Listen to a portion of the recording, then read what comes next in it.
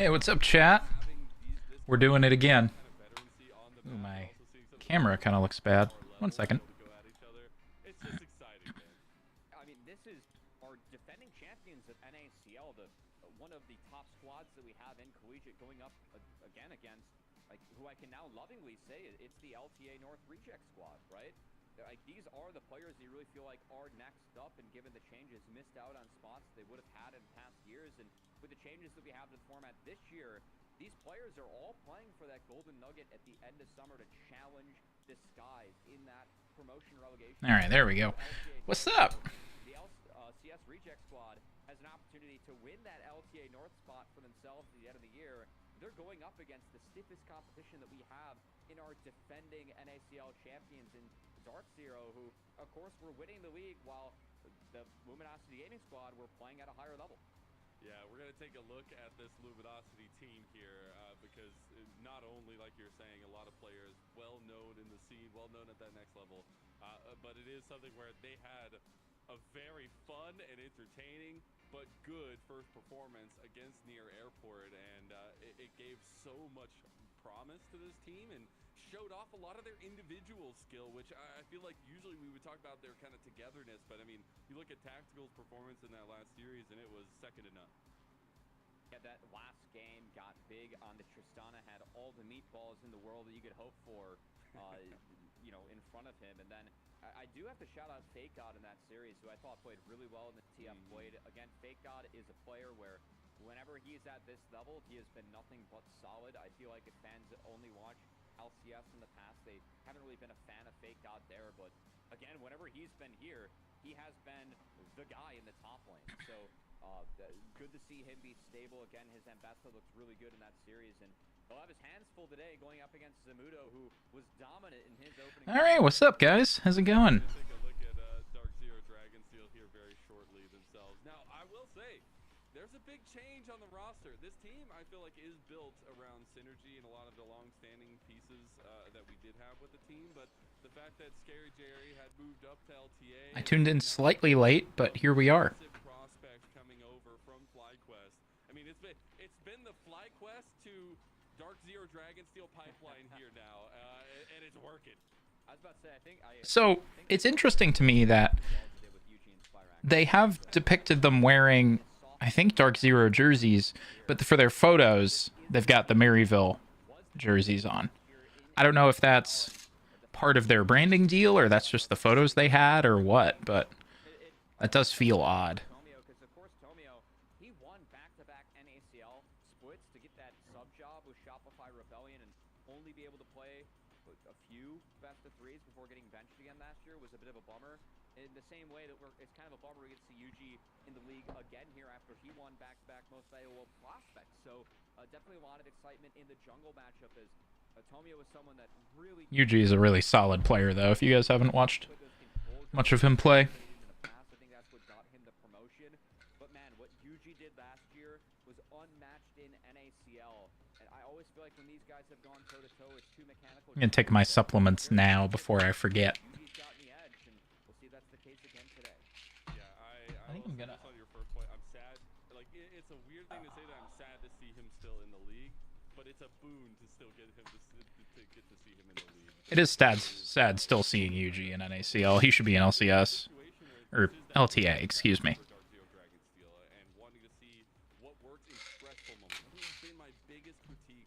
Yuji should definitely be up in LTA right now. And he was supposed to be. I think he got a little screwed over, if I remember right, but I don't remember the details. What that next level growth is going to be from them coming into another year, and specifically with those kinds of changes, Scary Jerry was a massive morale piece for this team, and I want to see if Sajed can kind of fill those shoes. Yeah, and I think that for me... Well, if it's important, I'll find it later. I'm pretty sure it was just a vitamin D one. I have a million of those. Luminosity Gaming went up against Near Airport, whereas Dark Zero went up against Pulse, which they're the bottom team of the league.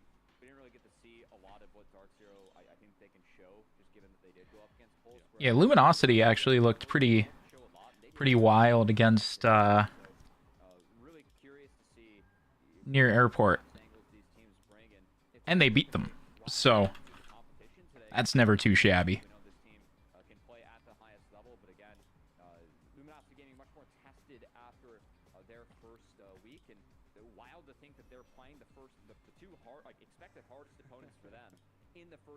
weeks of NACL. That's just crazy, man. Yeah. We have our little setup here between the two teams because 10 out of 10, they've been in finals, baby, and 9 out of 10 have won. That's some pretty good accolades to have when you're looking at a NACL. 10 of these players have been to a Tier 2 finals. That's wild. Many, many years. Yeah, again, just teasing. I think it's really interesting the fact that Dark Zero, this team made it to back-to-back finals while the Luminosity Gaming team were competing in LCS at the time, right? And again, this team, it's the LTA reject squad versus the top collegiate team, an expected top team that we have in NACL. It's a banger. Draft time. I cannot wait. We're starting off with Dark Zero. So banning the Callista. Tactical is a pretty good Callista player, so that makes a lot of sense. What kind of picks they want to Yone's just good. It's the Callista ban towards Tactical, a tried and true classic comfort for him, and the Yone ban towards Spyrax. And for me, all eyes on the Gwen and the Fury. It's really up to Luminosity Gaming if they want to take those away or if they want to trade them right now. As we do see that Tristana take Trist ban. Tactical that was played very well against near airport. Okay, so Luminosity banned the Fury, so they have to ban Gwen as well, probably. Because usually you'll leave both up and trade one, but... Important to highlight is just compositions that you know are unfair and good to win in Fearless. That has been like one of our biggest growth points that we've seen from teams learning how to use Fearless is just knowing that you have certain strategies that will work. The Cassiopeia, another comfort ban going over there towards Insanity. The Nefiri has to be on that ban table now, especially against a team like Dark Zero and with Yuji at the helm and Blue Side. Yeah, Nefiri was already taken away by Luminosity Gaming, which means the Gwen gets taken away too. That's an early pick Rumble for Zamudo. No surprise, Zamudo is very good at piloting this champion. By the way, he hit rank 1 today. Congratulations to Zamudo. Zamudo hit rank 1 today? Maybe a little bit of a confidence. Good for him. Hey, you never know. Get to flex that a little bit. Maybe see some little chatter now. Zamudo's a chill guy. He's a chill guy. But now the question is for Luminosity, what is their 1-2 here on the red side? Because you got the Jace locked in to try to go into that Rumble matchup. Do you try to go for something for Tomio to get more facilitation? All right, Rumble. Essentially, I mean, a lot of options available. Could get that Varus too, would match with the Jace poke identity. Varus is a really high profile pick. If not, you got to imagine that's going over to Sejet and Dark Zero. Could be a big deny. That said, actually going to go for Tomio. Enabler in the jungle going to be the Skarner. And I like that. It's the Skarner's good. for Tomio. Insta-lock on the Vi. And the Rise. Oh my god. The big hit. I feel like he's definitely succumbed to the more facilitative role, and it looks good, especially when him and Zazel can combine there. So now the Rise, Vi lock in for the other side of things, a very, very, very heavy comfort for Yuji, but also bringing out a classic for Spyrax and a very deadly combination. Yeah, I will say I like the Ezreal pick, and Dark Zero Dragon Steel at the moment. I mean, Vi's going to be going in. Hopefully you have Rise for the follow-up. Realm Warp can create some angles, but a chance for the Jace and the Ezreal to outrange right now. So the engagement... Yeah, they will kind of outrange. Or they will outrange, but... You can still really get on them with the Vi.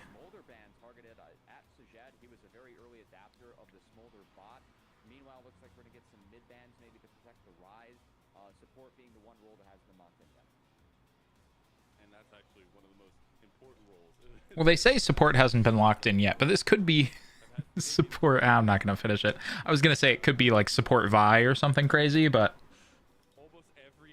not here, probably. First game, which means we maybe open things up for games 2 and potentially game 3. The Azir ban is the final one here in this first game. A little bit of double duty there is that protects that for Spyrax later on. Spyrax, of course, being a long-time Azir player. We've got to imagine that Insanity going to take his choice into Rise. Of course, Zazel then will get R5. Got to say, Rel, pretty appealing too. I always really like how Rel interacts with Skarner. The Anivia! Old school counter, baby. It's Anivia into Rise. We talked about. I love that, actually. If you overcommit into Anivia now, it's going to be really, really tough to break. That said, this champion's limited. She can really only play in the mid lane, so Insanity That's not really careful about entirely true. if he's going to find himself in a side, and if not, Rise will have the ability to make plays, but Anivia can really slow down the game through mid. this is a supreme cook from Chef Insanity. The guy is known for all of his different ideas, the way he approaches matchups. I love this for a game one. Just test the water. It being support Anivia would be hysterical here, though. We got the Lucian Melio combo from Dark Zero Dragonsteel. Yeah, idea though, Ignore the back sirens. Anivia, of course, you have that cleanse to get out, might help against Skarner too, but Karma. Real Karma should be a lane that will be lane dominant. So for me, Luminosity Gaming, I think a lot of this is going to depend on the solo lanes, as I favor Insanity into the Rise, but of course Rise will get early push, and Anivia will have mana problems. There are going to be a lot of windows that Rise can move, and then that top lane matchup, Jason to Rumble. Rumble gets a push early, but Here, give me 1 second, chat. I'll be back in a moment. Skarner has a positive gank, so definitely going to be something to look out for. Yeah, and I'm very, very heavily keeping my eyes on this jungle matchup. We knew that was going to be the case here. It's obviously two big names.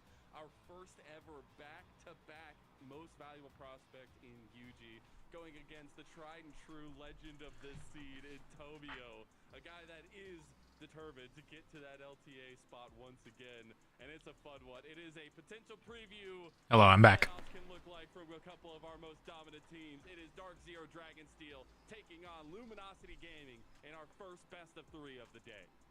You know, the back-to-back most valuable prospect, the winner in the jungle versus Tomio, who went back-to-back in sort of the championships with Cloud9 Challengers, and of course, that Sky squad, right? With both Fake God and Zazel.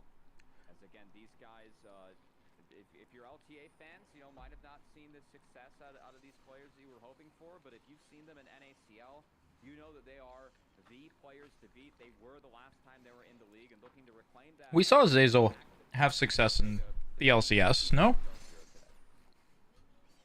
And this Dark Am I misremembering? I'm pretty sure the Cloud9 team he was on did well. lot going for them.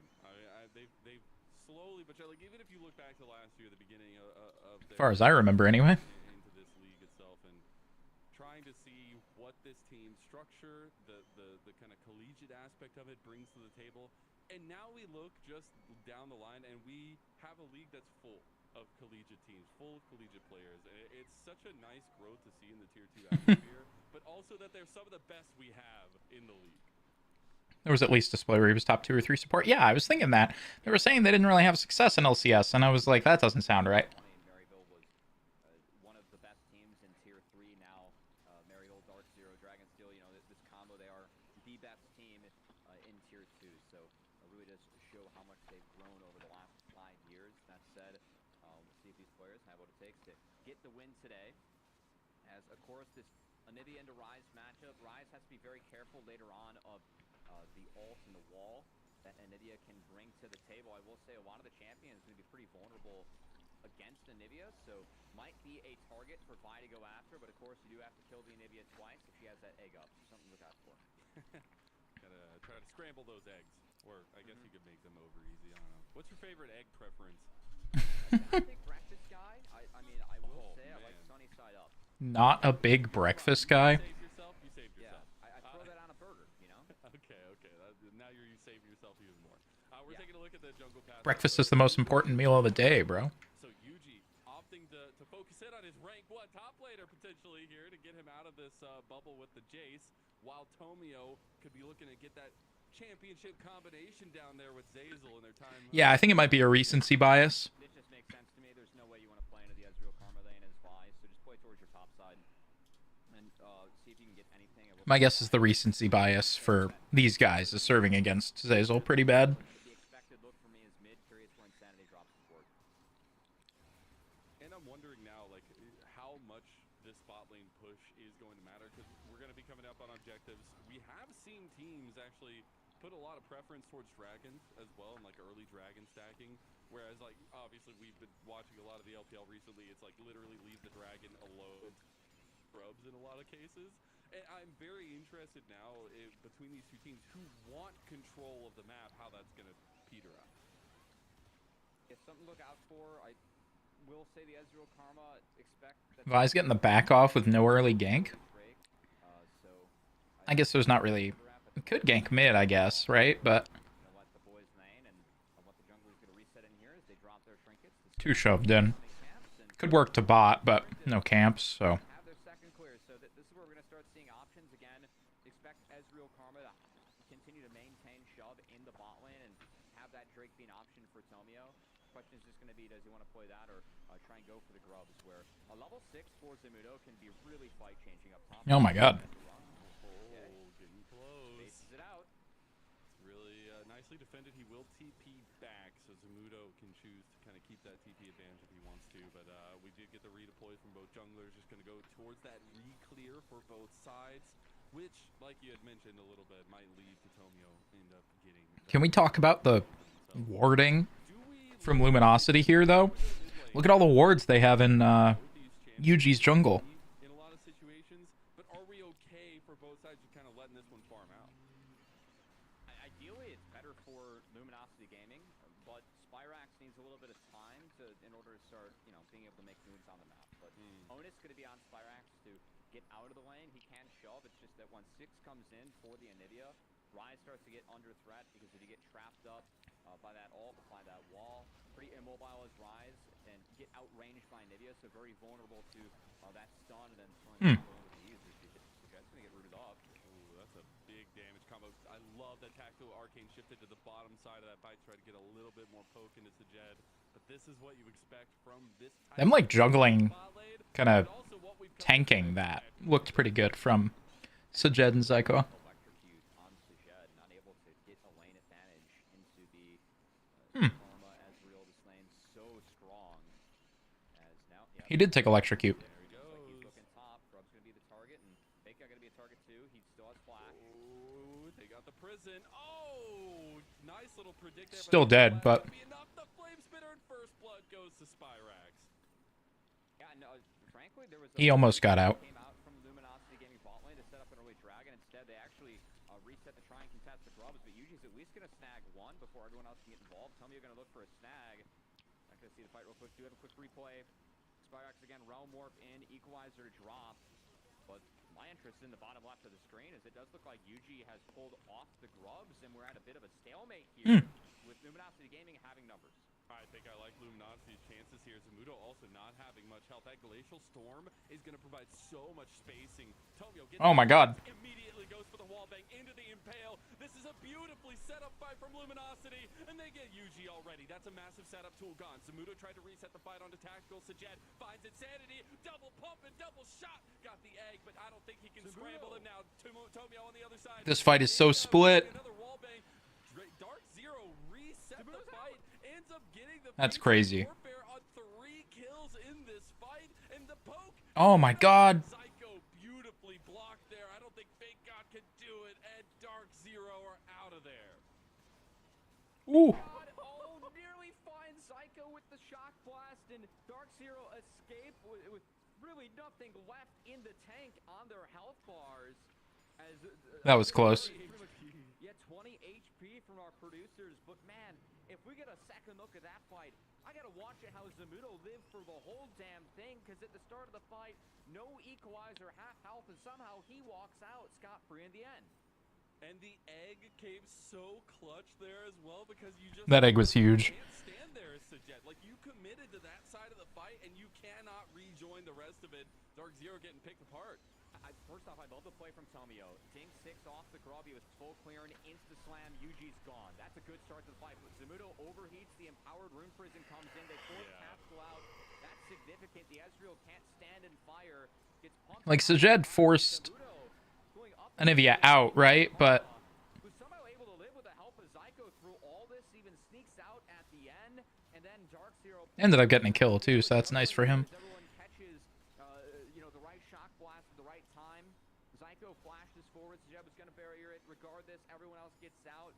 Consolation prize, Luminosity Gaming. They did get 3 grubs to their name, but nice golden injection here for Dark Zero off of a good fight. God, they're warding the hell out of Yuji's jungle. Tight stuff early on. I really like the realignment of Dark Zero in that fight, realizing when they needed to kind of pull out there. We see all this vision play towards this top side of the map because of what just happened, and we still have the adaptation of kind of Dark Zero's bot lane being in top side and Zazel being up there trying to support. I love watching Skarner go through these walls with the rock. A little bit of I always find it hilarious.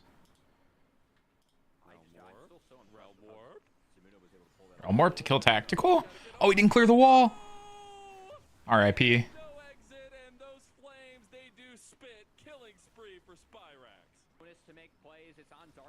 So Dark Zero's early game looked really bad last week.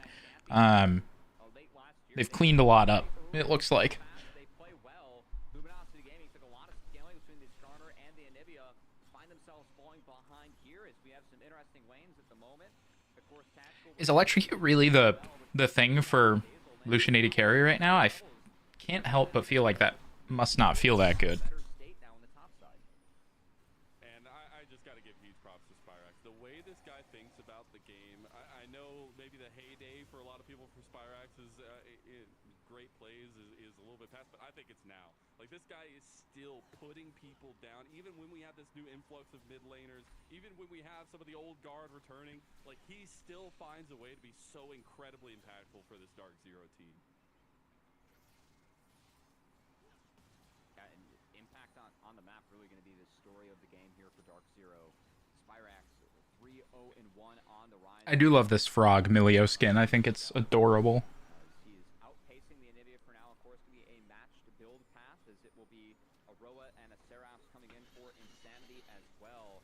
Anivia will be very powerful later on in this game, but of course, being that bird rather immobile at the moment, the Super Mega Fire Kick goes to the wayside for Zyker. Didn't matter that time around. That is a really nice tool, though, to get Skarner out of his E.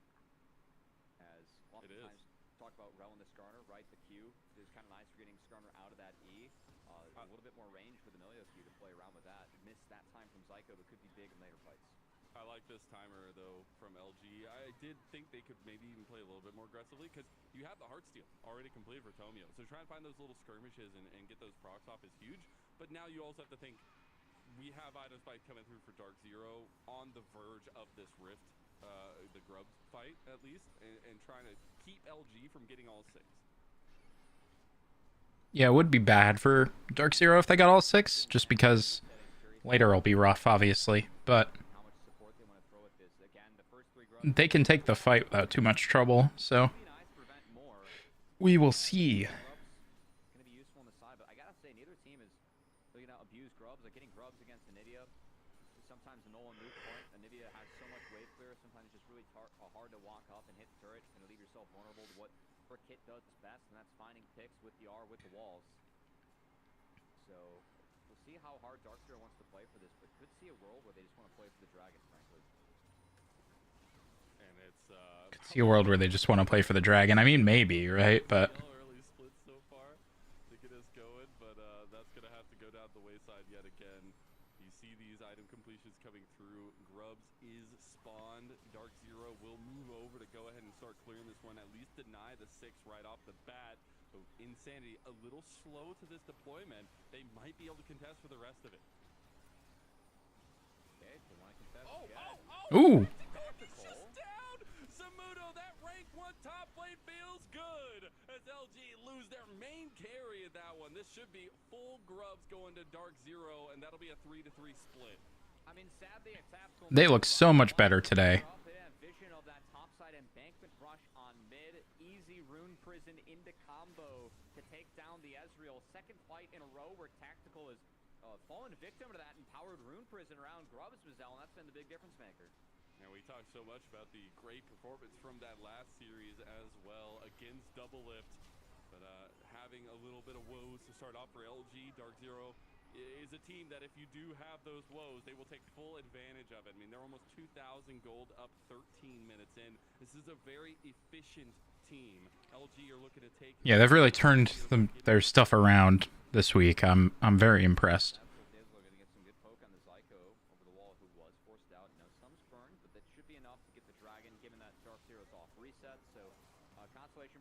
Good timing getting the Drake, though, still, you know. They won't be upset about that, for sure.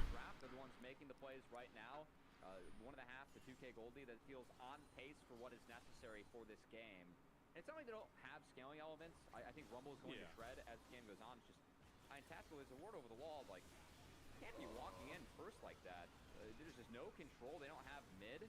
very disrespectful from Tactical, and it's too bad because Insanity Yeah, it's tough. ended up finding a really nice wall and combo with the back half to get some damage down. So if they play it slow, that's where the power of the Anivia, the power of the poke from the Jace and the Ezreal kicks in. But if you get caught out like that early in the fight, that's exactly what Dark Zero wants. So big mistake from Tactical. And the toughest thing is that was through barrier, through flash, through arcane shift. I mean, that was Yeah, it's really rough getting caught like that on Ezreal, especially. honestly, when you look back to the draft, what Dark Zero wanted, we talked so much about what does this draft do? Okay, Yuji's going in, finding pick. Their CC chaining is pretty lethal there, and I look to use that execution to maybe find that advantage continuously. We are getting closer and closer to second items here, since we did have that grub split. Otacon's up in 5. I feel like when we get this next dragon, things along those lines, but this is also where Dark Zero need to push the tempo. Another dragon in 345. Hard to do so against Nivea. Actually, I've been a little bit surprised that Insanity has found himself in the side lane for so long. Usually Nivea kind of sticks mid because you can't really move. Your job is to wave clear. And Insanity has been doing a nice job at least staying safe. He's getting his CS. So again, Nivea will kick in later on. See what the bird can do. God, what a throwback. But also what an Insanity moment on the Anivia. I know we have followed these guys, at least the mid lane matchup, for a long time, but Insanity's always been the chef. And when we got to talk to Zazel last time around in the post-game interview, he talked a little bit about like what the direction for the team is, kind of that leadership potential, but it's always an Insanity Zazel masterclass when it comes to drafting. A fun one too, because that first championship that this core got, it was Cloud9 Challengers going up against Dignitas Challengers, and that was the Hoon, XU, Insanity, Tomo Diamond team. That was very good. They also played very fast, but the control of Cloud9 was enough to overcome them in that final 3-1. Insanity now, of course, found himself on Shopify Rebellion with his crew, and you know, they took him back in tier 2 here, as now they're looking to play again for that LTA North spot that they might feel like is rightfully theirs, again, as players that have historically mostly played at that level. Of course, different teams came in, some you know, from different areas, different regions, took different players. These guys don't have a spot this time around, but with the new system, get to fight for their own to earn it at the end of the year. So definitely a motivator for them to see if they can do so. Now we take a look at the map state. Really nice little pick. God, yeah, that's rough. And he took the turret down there. So LG picking up some of the standing gold. I will say, though, Rift Herald went the way of UG, and they're also going rampant. The top side, nice flash play from Tomio. Psycho, you cannot survive. That was through heal, was not able to ult, and that's a really big pick. That ward in that bot embankment brush, it wasn't deep enough to actually see the whole brush. So Psycho kind of playing with false information there against Tactical and Tomio. Walks in, finds a Skarner, and you know, feels the pincer on that one, as Tactical was able to clean that one up. Good gold going over to Luminosity Gaming. Well, yeah, Dark Zero, we're trying to make a play on top side, but unfortunately get played on. Dude, look at this play from LG, man. They knew. That ward, it doesn't. Oh, God. The brush. It needs to be deeper into the brush to see everything. So Yeah, them making that brush wider they knew they were playing with that info. has been an annoying thing for me, personally, just like as an individual. Something gets me giddy about League of Legends. Just these guys knowing the game so well, they can just utilize some of that against their opponent. And now we get set up for another dragon. This could be second dragon for LG, and we're starting to see that point that we've raised in draft. I mean, this team fight potential, they're hard to crack. They are hard to crack. It feels like at the moment they're like Dark Zero are the ones that really have the edge. I think the Rumble has been big in a lot of these. Oh, he got stopped. Yuji.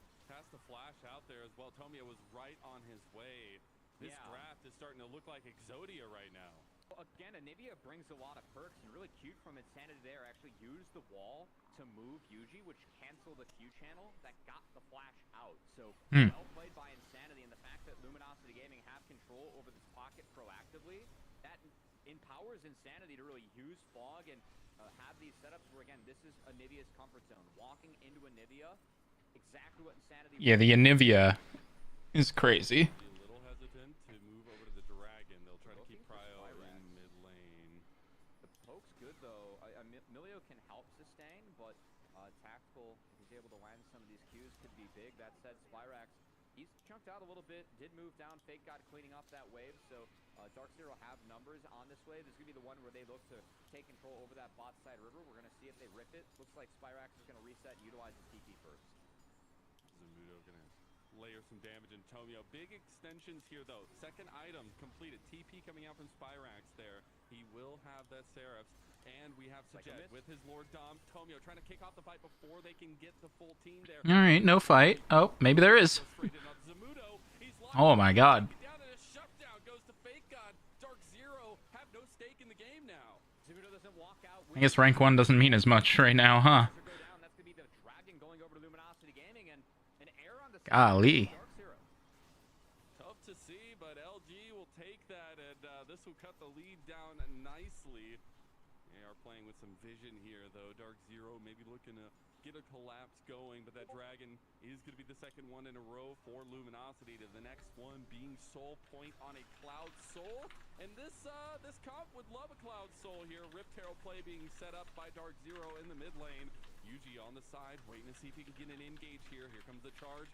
Zamudo coming to join the team. Charge goes in. Outer tower still up. Yuji finds Tomio. Equalizer. Huge equalizer. Gets one. You got that breath coming through from Dark Zero, and they are going to get the big pick onto Tomio. They don't get the turret, though.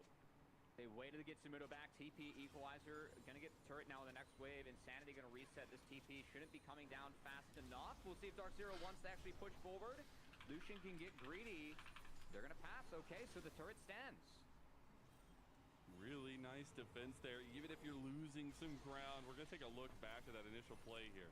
Yeah, I mean, before this, Psycho, he missed the Super Mega Fire Kick, so Tomio was able to finish the E. That really enabled Luminosity Gaming to close the gap, and Zamudo just didn't exit with his team. Error from him, no equalizer dropped. At least they were able to use it on the back end. Yeah, no equalizer dropped there, but he ended up having it for this follow-up after his respawn, so it kind of, I don't know. It still obviously is bad he died there, but Works on this team, right? That like lockdown into equalizer combo. Yeah, it's the Vi and the Empowered Rune Prison into Rumble R, into Lucian R. That's what they're trying to do. it does bring up that kind of idea of, like, you know, abilities and when to use them. You know, like, what do you use before you die kind of thing. And flash out of Insanity. I'm sure that will be revisited as well. We're getting reset up on the map. I like that highlight, trying to get the Anivia that is down flash. Should be a target for Dark Zero. Yeah, they will want to get that Anivia flash down. Then gotta believe that's where the realm war from Spyrax. That's the target that he wants. So Insanity gonna have to be really careful and make sure that he is being disciplined when he catches. He is in a nice spot in the game though, where he has enough mana. I'm curious to see if he starts ripping away some of these jungle camps. Anivia with economy. This champion does a ton of damage, and again, it's a pretty good setup for Anivia this game. She feels really good into the Rise and the Rumble, who outside of their R's are at the range where they have to interact with Anivia. So a lot of potential for Insanity in this game, and with the scaling for Luminosity Gaming. I really wasn't expecting the Anivia pick in this game, though, truthfully. Sure that whatever lane he is in, there is no damage going towards that tower because the wave clear Anivia brings. It has helped Luminosity Gaming stabilize the game. We've been at a 1.5K gold lead for a while. Psycho misses another Q. Oh no, he's gonna get Oh, dropped. R.I.P. Didn't even need the impale. Emilio just not able to tank that damage. Now they have Demolisher proc coming through here. They could just take the Yeah, that'll get that.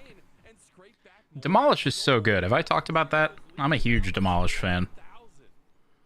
And Psycho's got to connect with some of these Super Mega Fire Kicks if he wants to play up this far. The fact that he can if he hits these, but the fact that Tomio has been able to skirt his way around it has been a difference maker in the last two skirmishes.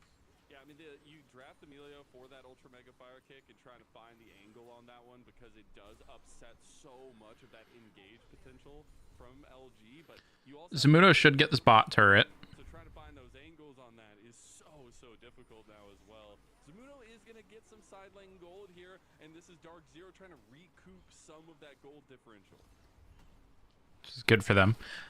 I don't know about y'all, but I love that Rumble skin. It's actually a nice stall as I think it's the best of the Rumble skins. I know that's a contentious take, but going to look appetizing enough to at least keep him around. Helps Zamudo clean up that tower for free. Realm War, of course, is cast. Oh, good flash, Zyko. Psycho bring his flash yet again. Kind of had to, you know, but that or die. said when the Skarner got drafted, I mean, this is a perfect facilitation pick for Tomio. He's shown some really nice mechanics on it. The flash, Ixal's can get the setup for this team because he is that main engage, right? Like, you have Zeyzal, you have a lot of backup, but he's the one that's going to be kicking things off. And honestly, this is the role I'd love to see Tomio adapt into. I just love to see insanity on this Anivia whenever Dark Zero is grouping. All right, you know, they're just setting up for Drake here. So that's been nice from Luminosity. It'll be nice to get this one, because then you aren't required to fight the next one on Soul Point. Does Cloud Soul? Has been difficult. The wall might be under threat. Able to skirt out. Tomio takes a big chunk. Oh my god, tactical too. You see some of the poke damage that can be laid. That was some good poke there. Even though they don't have as much range to work with. I say LG. Oh my god. He sees that true shot barrage. He just goes in. They both lose a massive chunk of health. But Tactical has to play a lot more safely now. And the dragon is coming up. So that's going to be a denial of Soul Point for Dark Zero. You can see Cap And the Baron spawns. he knows he's going to get chunked out by the Jets. Jet has the sustain from the Milio. But this should be the wave where they look. So they don't have Baron vision here. So if they're... If they start this, then Yeah. that said they They're just going to rip the Baron. if not, then Insanity is just going to take top outer over time. So yeah, I just good don't setup. think they can do it Really fast nice enough. setup from Dark Zero this time around. Yeah. They were able to pick I think it would be fun if they ripped the Baron. Apparently they're not gonna, but... The trigger pull, LG can't really scoop anything off. But a side lane turret, you'll take that. It's a little dub. TB coming in mid lane, but the fight's already kicked off onto Tactical. He is out of there with the arcane shift. Realm Warp coming in. Spyrax trying to be the assassin here. Tomio is locked down. Flash over the wall. Tomio had to get out there. Being used from Dark Zero. Do they have a Big ult. LG side Insanity thinks that's a yes. Not enough poke layering down. Tactical arcane shifting over to try to get to Jed. They don't have a turret here, so you gotta be careful, but Dark Zero's retreat will be beneficial. Ultra down from Dark Zero in this game state. Luminosity Gaming much stronger. You have the Jason. And none of them died Real poke to play with your range. on either side. Break any setup from Luminosity Gaming. As they continue to stall out this game, even up the gold graph and get back into this one, it really feels like Luminosity Gaming after I think they could have Baroned. Dark Zero, once they slow things down, they've been able to get into more and more control. That's why Zamudo went up there and blue trinketed, right? He thought that they might have called doing it, which would have been fun. I'm a big fan of just having teams flip it at Baron. Well, I feel like we've been watching an arm wrestle match, shout out to Kangas, and slowly but surely LG has been gaining the bonuses here. And been gaining It's fun watching teams flip it at Baron, you know? is going to be so difficult now that we're I'm an early dig enjoyer that way. Dragon and these big objectives coming up. LG are forcing the hand of Dark Zero. Spyrax's bot has the empowered TP, but Otacon's going to be ripped and likely taken. It's the GA Otacon, so will provide some temporary power. All right. I gotta say, maybe with the flowers not spawning, Dark Zero Just slamming Otacon here. as the flowers do provide a lot of extra Oh, onto the Baron. because you're behind, but God, they're really ripping it. And they can't Dark do Zero is anything yet about to it. respond to this. They're like, there's no way these madmen will go for the Baron too, right? I mean, nobody has even crossed the threshold into the river, and that's going to be two massive objectives. Ulting the top wave to give them a safer route out. Oh my god. Insane. What a play. On the Spyrax 16 on Rise is significant, but not nearly as significant as a Baron. And now talk about a power play for Luminosity Gaming. Baron on their shoulders and a free. What a play. So Luminosity Gaming can afford to play very aggressively in this next sequence. And that's where I want to look. It's a top team versus a top team. I need to see those little micro. I respected the hell out of that. You've gone from playing That was a great call. playing this team that now had that lead that you're trying to take back over. I want to see them use this power spike efficiently because it's a massive one. I mean, you just got Atacon and Baron. You can keep pushing going. Side lanes have been a question mark for us the whole time, and Spyrax is definitely king of them right now. But you can see LG are moving down towards mid and bot. 2 minutes until the Dragon. Map's still pretty quiet. Thank God it's opened up a decent lead over Zamudo. Whereas God, I still can't believe they slammed Otacon and Baron. I love that. completed by Sajed on the Lucian, so those chunks gonna hit a lot harder. But at the moment, they're giving Fake everything God. to go find Fake God who will fall. I mean, Well, he will get his it Atacon sucks, That'll be a tier 2 in bot side. LG but it trying to doesn't get his tempo right now. mean Hit anything, potentially. right? Do some lasting damage. Teleports up. Cryo over He'll be back on the map a long while, and especially that next dragon fight. if they need him to be. While wasn't used, that said Equalizer and Realm Warp were used on the pick on the Fake God. He's still gonna- Back. I mean, they don't have the bodies here. Oh my god. Dark Zero disrespecting this push from LG. They get the Huge cleanse. maybe it's just enough. Oh, tacticals. Oh, it doesn't matter. They can slam it because of the GAs. Push TP coming in from Zamudo. They're gonna lose. Oh my god. Here, Sajed not gonna go down either. Insanity. Maybe try to find that last pick, but it will be a beneficial push there. Oh no, his egg gets popped too. I mean, LG, they can afford to play that aggressively. Did over push. Oh my god, you can resurrect Didn't quite see a Nivea into the buy and wasn't able to do much. so many times now. So a nice consolation. Hear me out, chat. So you could do Inhibitor taken. That's GA, Otacon, Renata W, which is situational, I'll give you. out with the R. That's nice.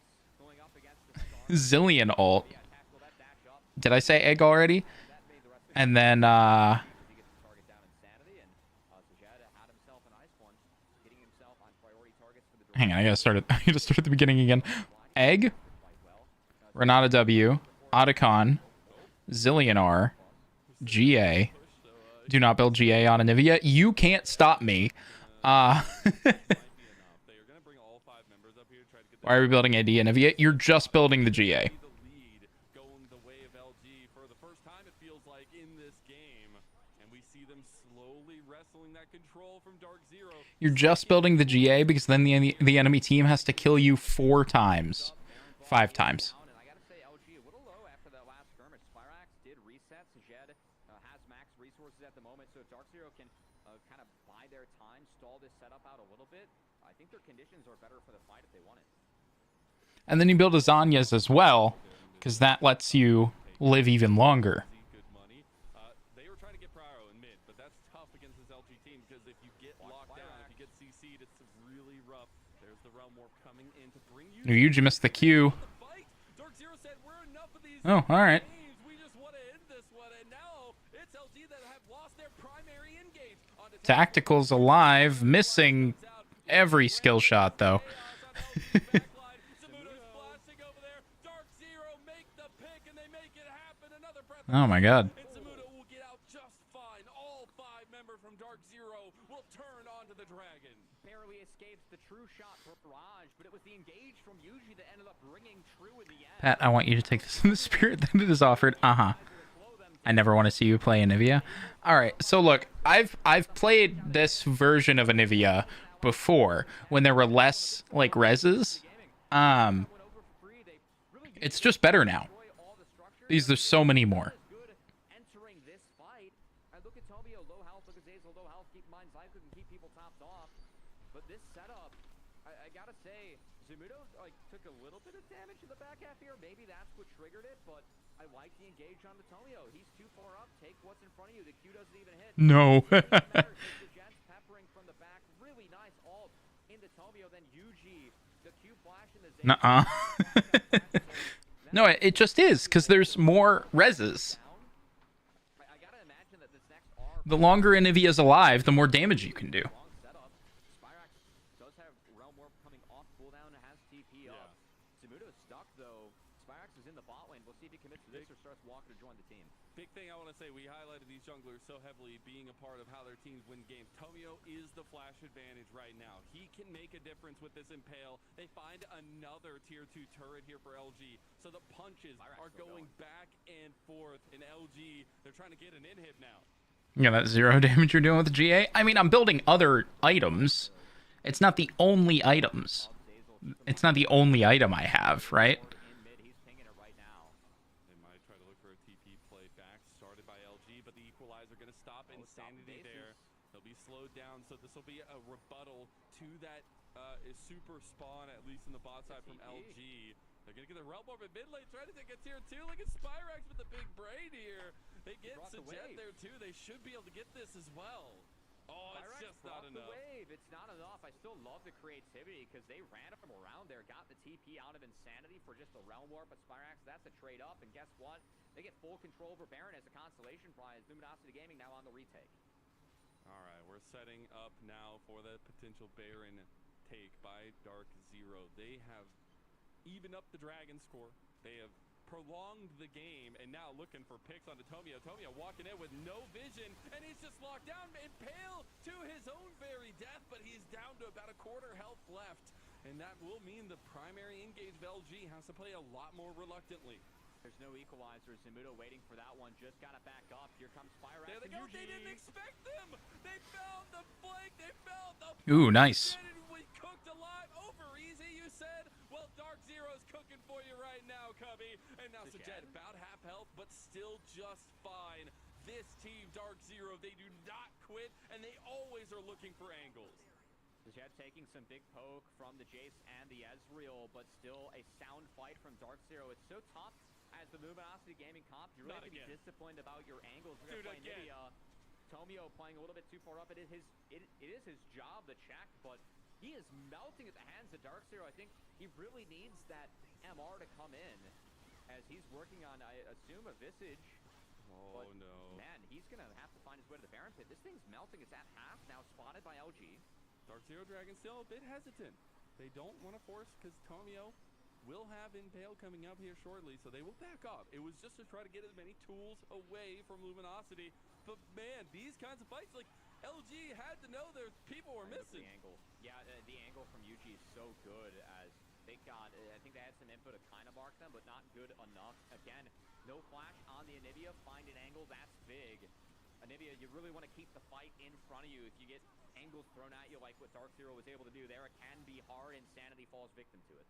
And that's been multiple times that Dark Zero Dragonsteel had utilized their angles. Like, you think back to that river fight where they caught out Tomio. They have pressure from top and bot. Tomio has nowhere to run in that little congested area, and they've been just really utilizing space well so far. And that's what we expect from a team that's looking for yet another championship, that is led by our double most valuable prospect in Yuji, a guy that has, even if a 0-1-4 scoreline doesn't mean much, he is the linchpin that makes this team run.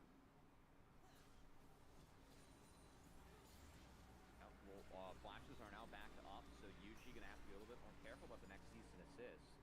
Because again, the game slowed down a bit. We have another dragon spawning soul point gonna be up for either team. I think a lot of my eyes now go towards these ADs as Bloodthirst is secured for both, so always gonna be fighting on good conditions. LG needing to All right, this fight is going well. Here out of their own jungle. I feel like if you're fighting in these choke points against Sajed and against Zamudo, it's gonna be very difficult to handle. You've got to have this poke working to your advantage. They do have Insanity, but Sajed, look how confident Dark Zero Dragonsteel are playing in this mid lane. They're catching it so high that this Dragon's just going to go down for free, and I think Luminosity Gaming, they can't really respond. And they can't force the Baron because Dark Zero, no. Yeah, and well, I also like what Dark Zero's doing. They're sending the Rise and the Lucian, so even if there's a response, they just get the Realm Warp in. Oh, so close! All right, well, that is the play from LG. Oh, they've maybe overstayed. Tactical gets locked out by Yuji. Just going face planting into the Vice. Spyrax with the flick. He flashes out immediately. Yuji trying to get it. There is chaos. Flashes all apart. These oh my god. Now moving in, closing the jaws on LG. Sajed has been untouched in the side, and he is pumping. Get that gunslinger in there, and a rampage for the man himself. Yuji, who kept that season assist the whole time. I thought they might have gotten one. Sajed is in pursuit. There to slam dunk the rest of them. They got harpoons for days, and Sajed is rounding out Insanity here. Maybe a little bit of scrambled eggs coming his way. TP not able to connect and get the bird out of there. It goes into another dimension. Dark Zero gonna clean up game one, and at the back half, off the back of Sajed, who, again, in his sophomore year, talked to Sajed before this, said, when I started playing, before I played an amateur, I used to flying tactical a lot, solo queue. I really respected him as a player, but not as much anymore because I feel like I've gotten better. Sajed showing up. That Lucian Milio lane ended up being big, and oh boy, they can't end. They can't end. Yeah, we go again. Oh, I thought that was it. Zazel, Fake God, Tomio, they're up. Dark Zero just gonna take an inhibitor down. This should be Dark Zero's game, but, you know, we'll find out. Between the Seraphs, between the Zanyas, it was enough to get Zamudo in, doing a lot of damage. Sajed absolutely melts Fake God on the Jace, and then Sajed is able to keep on pushing forward. I gotta say, good flash here by Tactical. Got out of the queue from Sajed, so the Piercing Light doesn't connect. Still ends up getting chased down to the end because of how big this Lucian Milio is.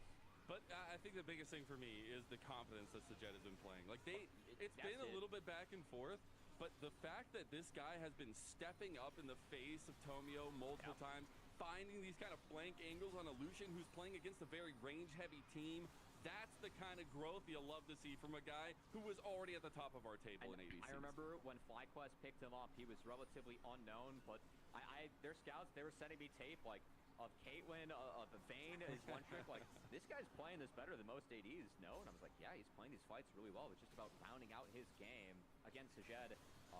Long-time Vayne player, so not surprised to see him stepping up on Lucian in the right place at the right time. And he's just throwing up the happy bees. He's also full build, by the way. I do love the happy bee emotes. He is the big change on Dark Zero Dragonsteel. The biggest question mark, it feels like, on what's going to happen with this new AD. And maybe Yuji's got a good flank here. Oh, he got tactical. And Spyrax had a good angle, too.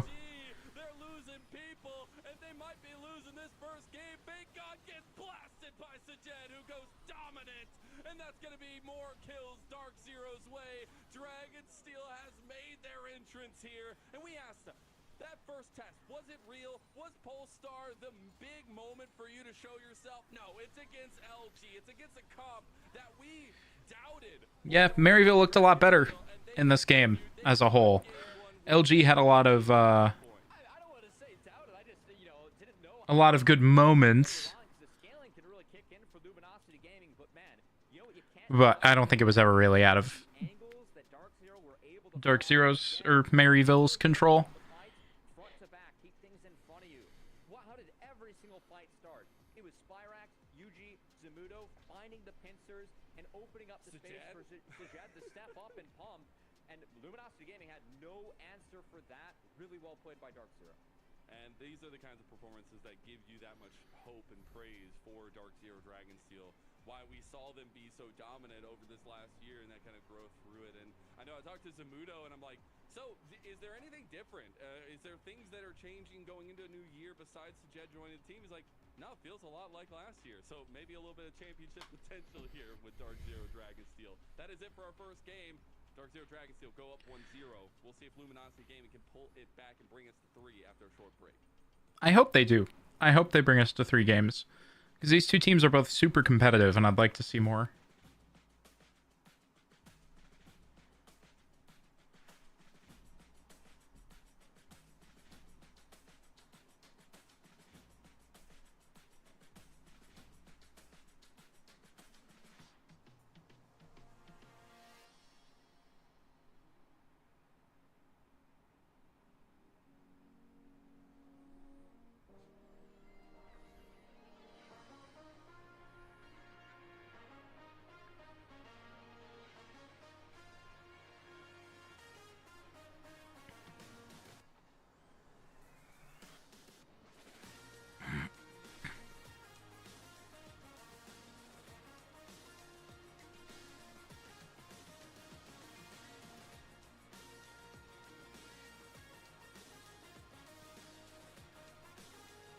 I do love the music they use.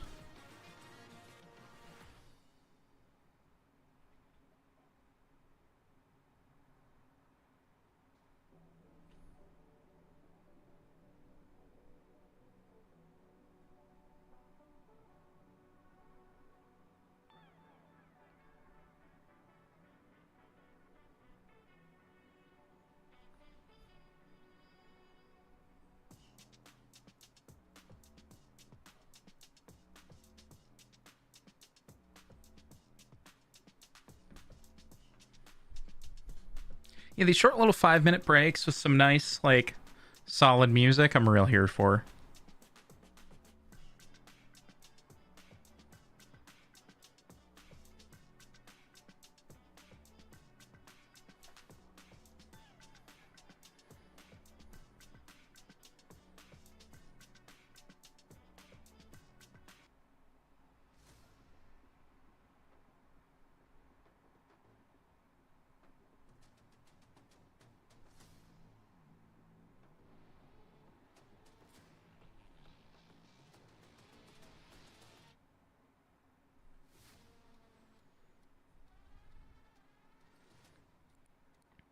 Yeah, the AMI Supernova game is going to be really interesting as well.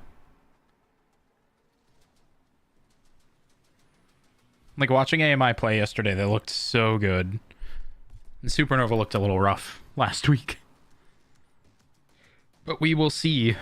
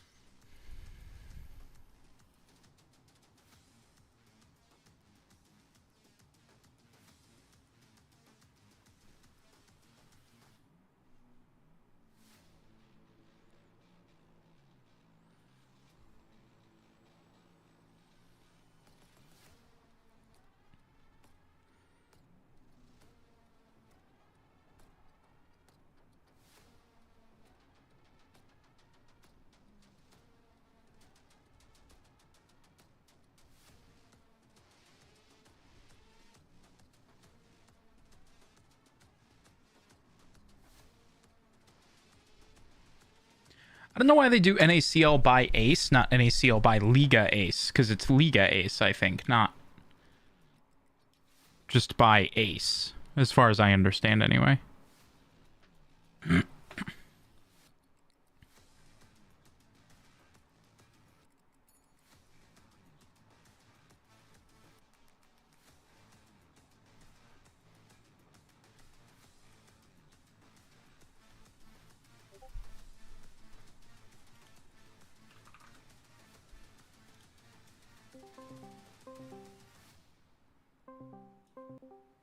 Hello.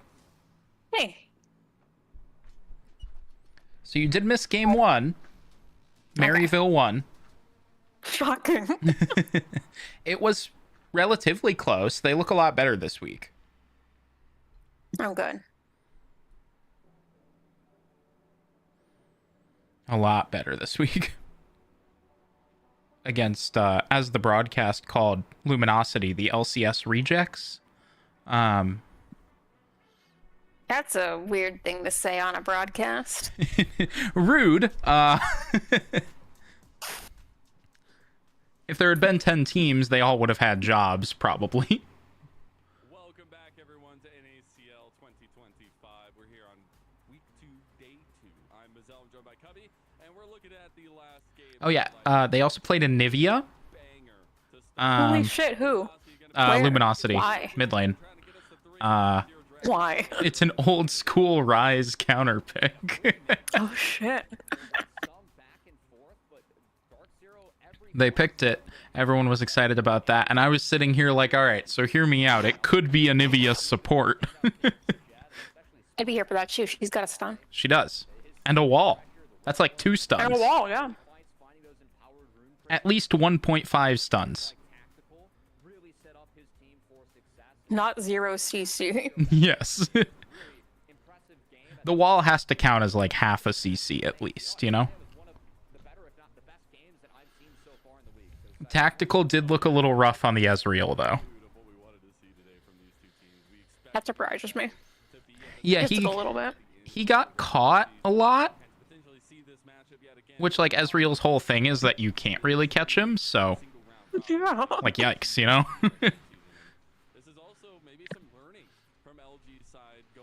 I apologize. I don't know how many people you have in your viewing thing right now, but I am eating dinner, so if anyone hears to crunching, both you're welcome, and I'm sorry at the same time. Both, I do charge for this, and I'm sorry. Like normally, yes. Or you don't hear it. This is the worst of both worlds. Yeah, it was funny, because Luminosity was at a point where they were shoving into Maryville's base with Baron and Otacon. And they lost. They did. To be honest, the eating is more entertaining. That's rude, mouth. This is very exciting League of Good Legends. content, Pat. Is it? Oh yeah. I guess that's why all those mukbangs are popular. That's and there's truly an audience for Yeah. this. The scaling of Lucian, Emilio in this game was significant. There really wasn't like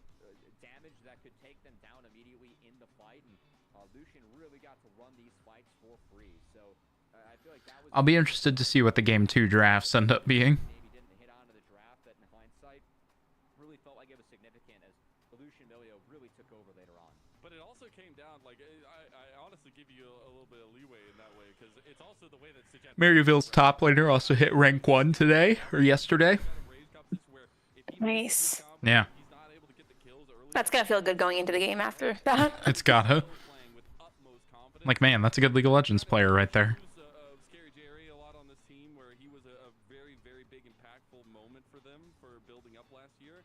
Sajet is doing that, right? Sajet is Like, literally the best League of Legends player. to the table in NACL, and you love to see him having a big part of Dark Zero Dragon. There is no one better. Again, just a player that we look at and like seeing how he fights, how he plays in year 2. Just excited to see more as someone that again was picked up for how he plays fights, and it was good to see him playing the fights really damn well in that game. I do like on Cubby's broadcast that he's got that that bear. We started the game on Lucian with the hot hands, man. We'll see if they want to go with some more mechanical style 2v. I do like when they have like anything in their background on top of it that isn't like also just like, I'm sure that is deliberately placed, but I like knowing that he owns a teddy bear. Yeah. Like, look at that little guy. Highlighted at the very end. That was a very important He's there hanging out. the puzzle pieces that Dark Zero put down is how they approach fights, the kind of pincer, but the communication that this team has developed over this time together, and a lot of that kind of camaraderie that they have. They know how each other plays, and they execute it well. Like Zamudo, Spyrax, Yuji, the way that they find entrances to fights is incredible. Yeah, again, they just allowed for Luminosity Gaming to get out on the map, set up the angles, overtook them, and executed that comp out really well in the back. Oh boy, draft time. Props to Dark Zero, but of course, game 2, all those champs saw in game 1, they're gone. We've been doing Fearless Draft longer than the world has, and it's not changing anytime soon from the looks of things. So the only thing that's changed in this game, of course, Luminosity Gaming. I do love Fearless. Take blue side, and we'll see what happens in game 2. Nobody ever takes the L and chooses red side again. So, I would like to see if that's even happened a single time throughout this entire year so far, at least this split. Now, it is going to be the similar bans, though. LG going with those particular bans, the Yone towards Spyrax, don't want to give him that. We've seen him carry a million games on that. While Dark Zero Dragon Steel, they will ban away that Callista yet again, taking away the pieces from Tactical. Still no Callista for tactical. Now you gotta believe that Dark Zero is gonna pay the Gwen Fury tax, as they don't want to give those through on the red side. So you gotta believe that's gonna be the case coming in here. God, do you remember when Tomio used to run the league on the Lea? Good times, good times. You know what he also used to run the league on? That UG can also run. I like the Lilia ban. Nidalee. True. Definitely, if you want to play Nidalee, I think Lilia is a viable takeaway. So we'll see if they want to set more of that up. Warwick. I will say. The Who's the Warwick Warwick ban? for? For Fake God too, but no Warwick for Zamudo. Might be looking at something. I Yeah, think well, I mean, it, obviously they're jungler, but still. I think it's at their top laner. I think Oh. he's a fairly known Warwick player. The Gwen ban to take away Fairly. He doesn't see play, like, I'm not confused there, right? No, you're not. He doesn't see play. Just making sure I didn't miss something. make it a lot harder. One of the better ones against Gwen. You can't play Renekton. So they left the Gwen open, and it feels like a bait. It's why we're seeing Gwen really But I think you just slam it anyway, yeah. in NACL because it has been banned the most, and surprised to see it went through here. Don't do it. We're gonna see what Zamudo can do into it. Don't do it. Don't do it, Zamudo. Don't do it. I think he's gonna do it. This is one of the few matches he can actually play. But this is also the matchup why Gwen came into the meta here a lot of times, especially at the pro level, is it was an answer to Abessa. You're finding really good in-depth. Okay, so this is really interesting because clearly they wanted this matchup. Hey, we'll see Oh, which yeah. one ends up winning here in the tier 2 space. Like, maybe this is a, hey, I'm just better than you thing, but... Help that can be played by Yuji or Zyko. So Oh my god, the Poppy pick? the rest of the draft and could help slow down the Gwen for sure, or just guarantee some numbers advantages as those keepers verdicts. And I'm always just so impressed at how especially the LCK teams play Poppy. I think that with their commitment to objective setups and how Poppy can really break that if she just connects a good R. I do love Poppy. See how they use that champion over there. So we'll see if Zyko or Yuji can do the same. It is back to the Sejuani duty for Tomio. He had the Skarner facilitation. Well, Tomio's back to Superior form Sejuani. transport in the Sejuani, and the Varus also going to be there, so a really big comfort for but also something that gives them flexibility in the build path. This pick's damn strong right now. I really like this draft so far for Luminosity Gaming. I feel like Glenn can delete tanks, so you get a free path for the Poke Varus, and Is this true, Fearless? the delete mid-wave, so it could be a decent setup. Yeah, so neither team can pick the champs that have been picked, I believe. Okay. Can get quite tanky, especially if Hawk in the jungle, so opportunity for on hit, but with the Gwen, again, being the one that can really deal with frontline, Poke Varus can be really strong, so Spyrock's going to take that trusty dust. Okay, Azir. Being downed away from Insanity in game 1, it is also a Boring, but all right. whenever you look at Spyrax's match history, Honestly, since the first picks, I've thought that. Like, Like, ooh, fine, play something normal. like, ooh, Gwen and Ambessa. And then, all right, fine. at some point this season, he's so good at this champion, and with that Poppy combo, it really makes me feel like that Poppy much more likely to be in As Zedban makes a lot of sense. well it actually plays into Sejuani. This is a really good matchup if UG wants it, and also how it synergizes with Azir. So looks like Luminosity Gaming feels the same way as they're going to take away some realm. If you need a visual representation, you know all those flanks that Spyrex had on Rise of all champions? Well, now imagine that with a Shurima Shuffle, and that's what you're going to be getting here for them. Now, it is that fun Zed ban away by Dark Zero Dragonsteel from Insanity. The Azir matchup, like we've seen it a little bit, I know, in the LPL. We had Saber picking that one out as well, but it is the Rel ban, back to consistency, back to what engages there can be. Rel. Dark Zero Dragonsteel, because that's what they're going for right now. They have tons of ways to start the fight. Smolder ban, of course, targeting more sources of AD as Insanity could play that one into Azir. I gotta say, I'm a little bit surprised. I would have actually kind of liked the Braum ban, just because I feel like Braum Corky makes sense. with Sejuani, and also could take away like any chance of on-hit Varus. Braum interacts pretty well with Poppy and even Ambessa in that front line, so I know it's pretty rare you see a blind Braum, but I actually think that Zeyzal might be able to get away with it here, as of course Corky locked in. I mean, blind Braum is pretty grief. He was hovering the Elise, and I was really hoping he locked it in. He did! It's Elise support! Elise support, which has been nerfed and fallen out of favor a little bit, but makes its way back here. I lied about Excellent. maybe being at support. That thing's coming out of the jungle now. We're gonna need a different pick for Zyka. Well, Ed, you're giving a counter pick there to Yuji, right? Like, he gets to see everything in front of him, and you're going to give this guy Not the anymore. potential. Yeah, maybe not. Oh my god, the A-Soul. So he hovered it. Last game was a potential pick on that red side. It is gonna Okay, I lied. I love their comp. I'm on board. They had lost me with It the really first came three. together. But really turned shit around.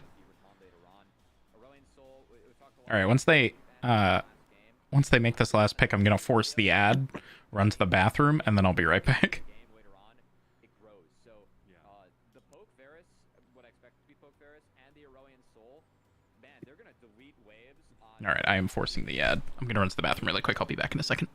Spyrax, on Yuji, I love you. on Zamudo, on Zyko. These engages, they have to be sound, they have to get be clean, or else you're running into the scissors and then into the comets and you know the breaths of fire that A-Soul is going to be dropping. So It's of light, all right? It's okay, thank you. You could hear me struggling on that one. I was trying to hide it, you know.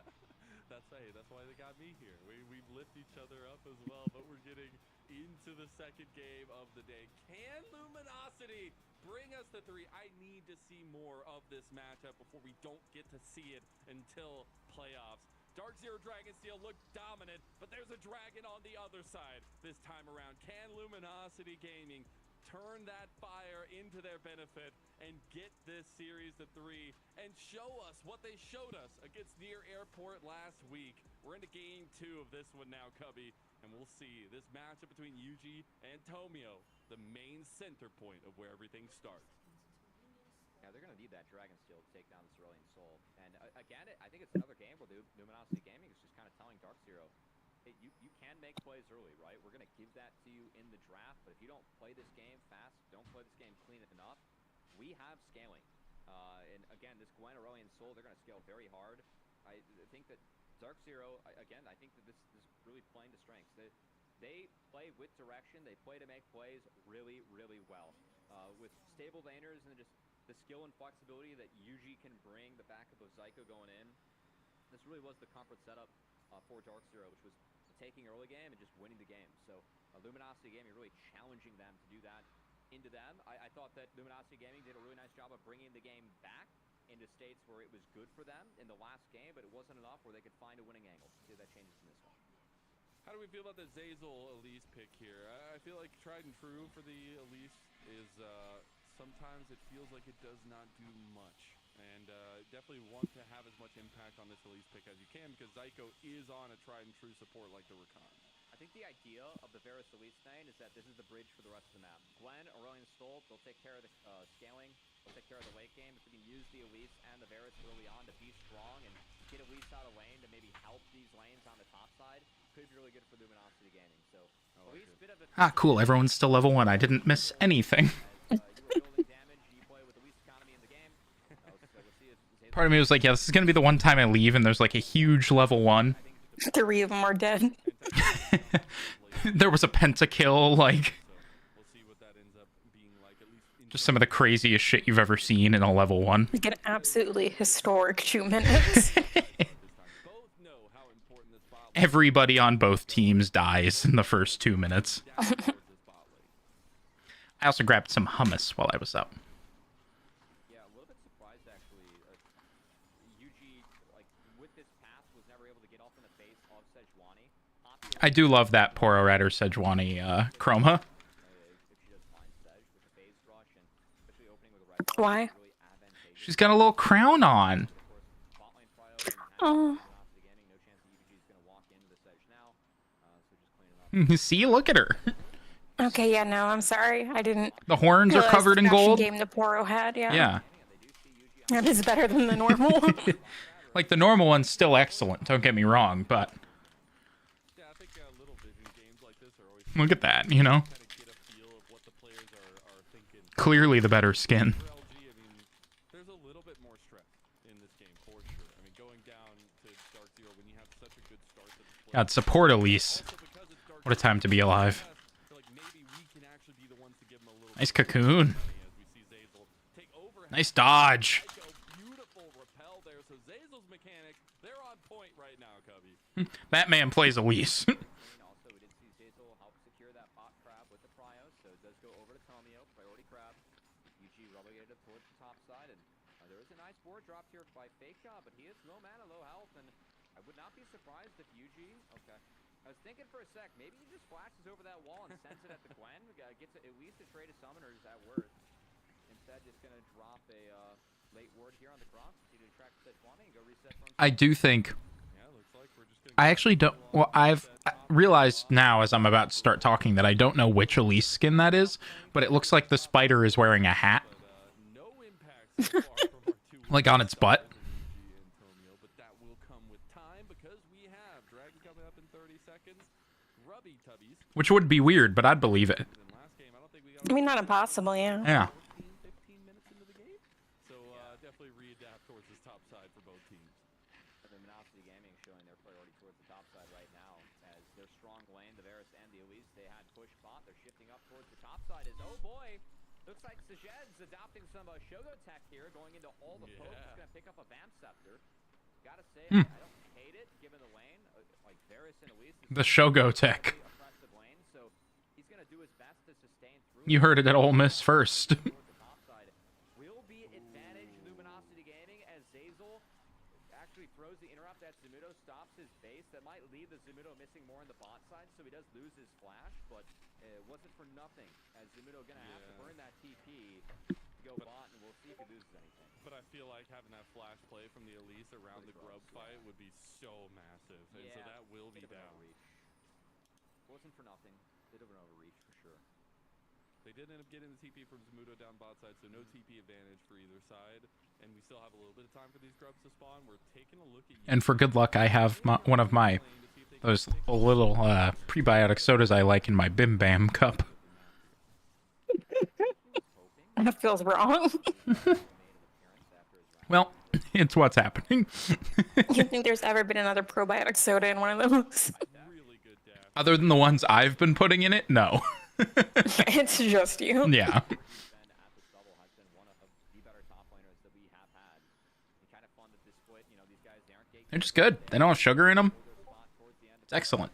That's like the whole point. what we're hoping to do. Not for me. We see the trades. So no play from Yuji on bot. I think I'm brave enough to say you might be doing Soda wrong. It's a possibility.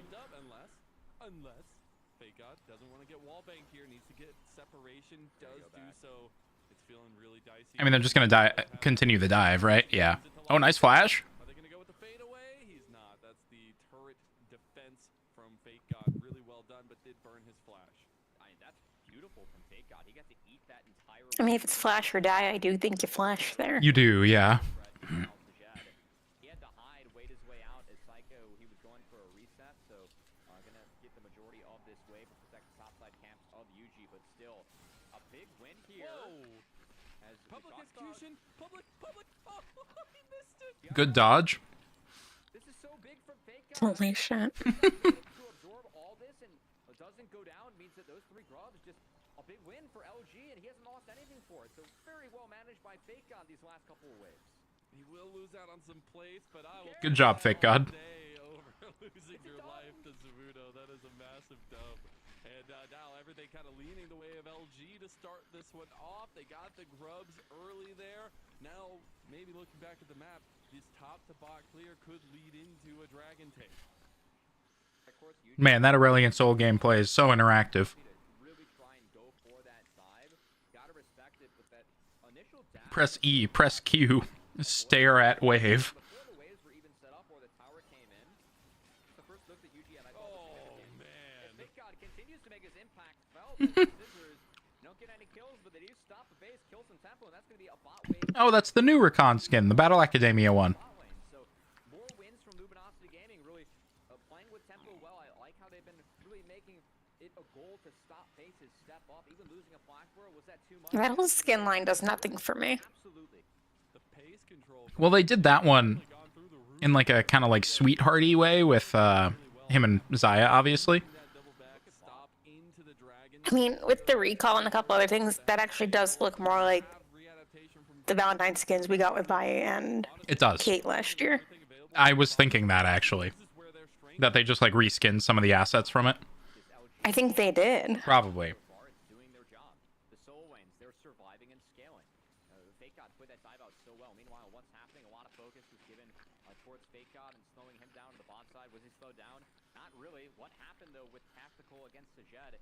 He is way accelerated in this game on the Poke Ferris. Of course, Corky will be able to sustain himself and top it off, but if he's hunting for a Zir in these setups, could be really big for Tactical. Is now Insanity. Good flash. done there on a Spyrax and able to get away with his flash. That will be a lot burned in the mid lane, and Spyrax still having his flash available. That is a lot for nothing, though. Burn his flash to go for the setup, but what prompted the flash out of Insanity. So I'll see if that's something they revisit once Spyrax has that Shreem shuffle up again. On which side? The Maryville side? It should. Zazel No, on Luminosity. here, no Oh, sorry, Maryville, yep. Well, yeah, my he does left and get to right's live, confused. but Zazel here. Almost Yeah, he gets to live. He still gets most of that wave. Yeah. Like, he doesn't really lose anything there. no. Did you see Zazel got Like, if first it had blood? pushed him off, absolutely, but it didn't. that's tough. Is he still gonna go for it? Gets it. Trying to That get poor out. Gwen. Got enough health to do it. A solo bolo to the So it's funny because that Gwen is the counter for the Ambessa. Almost dead. Ward gonna get the dragon in. Zamudo's just gonna have to execute to the turret. This was an I'm better than you pick. Okay. That's Oh, absolutely. top pointer Zamudo. That's a I hit rank 1, let me do this. You love to see it. And oh no, the directed cam. It is a hat on the spider's ass. It is a witch's hat. I think it's Bewitched, Elise. Ganked by the cavalry and the spiders. What gave that away? Meanwhile, The witch's hat. put into Fake God into this Gwen. It didn't pay off until now. Zamudo on this deploy was able to find the solo bolo. Well played to him. Get the really well played setup from Zamudo. I did love the kill on the Poppy. The cocoon into the Sedge ult. But this is Dark Zero Dragonsteel giving up more map pressure and more importantly, giving up 6 grubs to LG.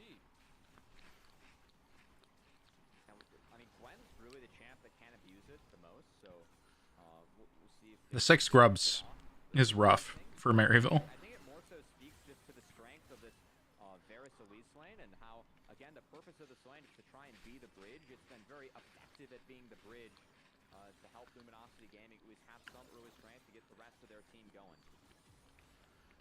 Now you get a little bit more gold going the way. And I think that's the biggest thing I want to check in on is. Oh my god, he's gonna solo him again! Jeez. God!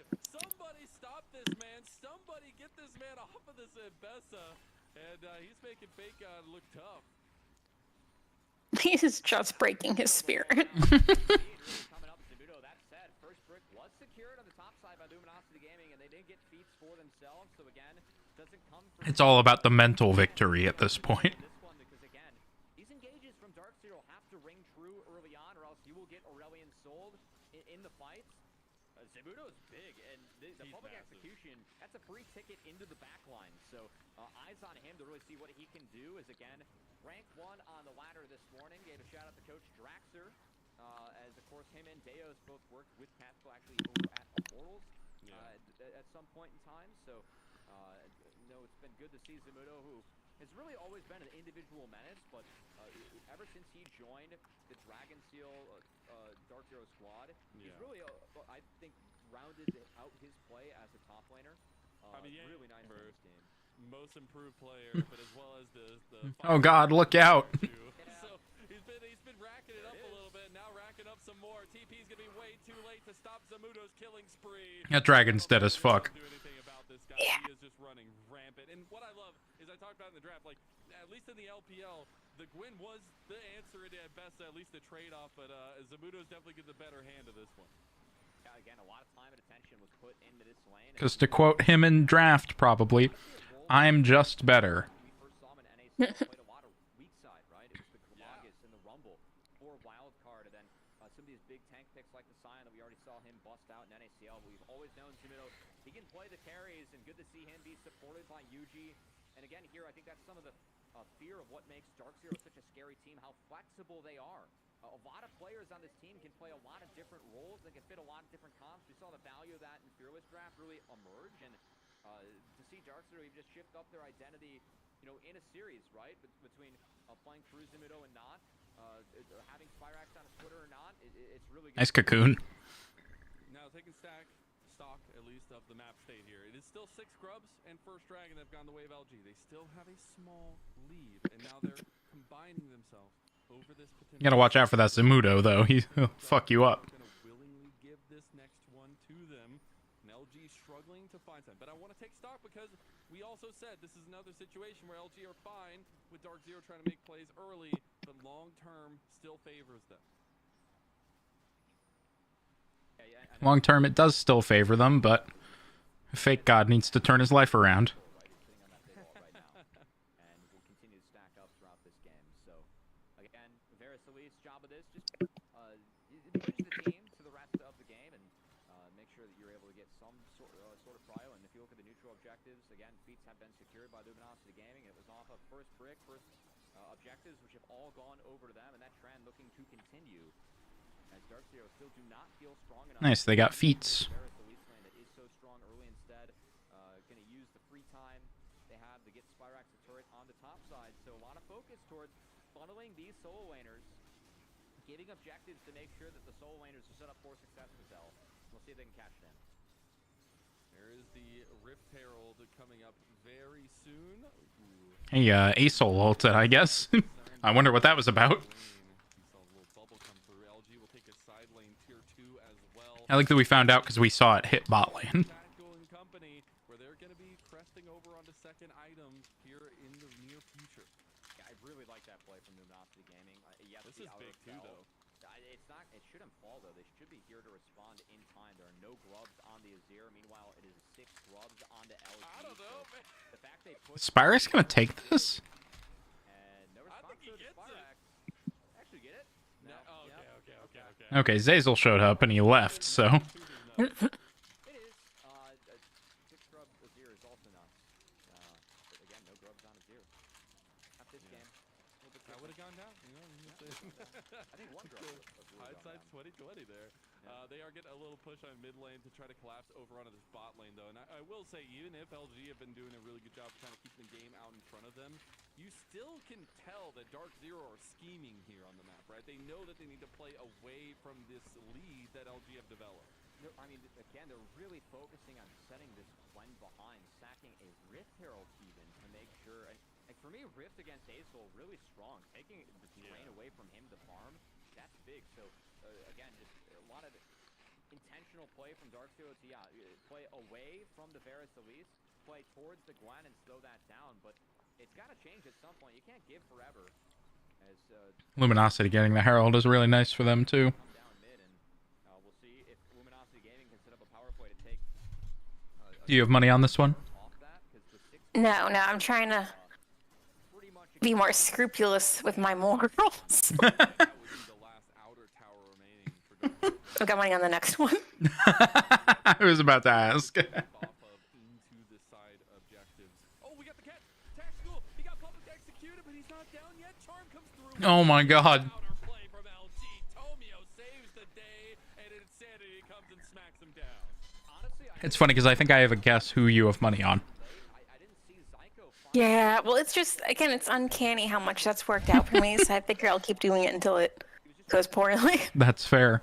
Yeah, He was out Zyko of presses R early. He gets tactical, but misses the W. Great sidestep from tactical there. Charm comes out late. Didn't find the full combo. I think if he commits to using that early on, the Varus falls, but was not the case from Zyko, and Varus lives. Tough stuff there, but really good for LG to try to collapse on that. And that's some of the strength kind of bubbling up to the surface here of this composition from Luminosity Gaming. They have a lot of saving tools. They have Tomio as a very, very good body blocker in this situation here.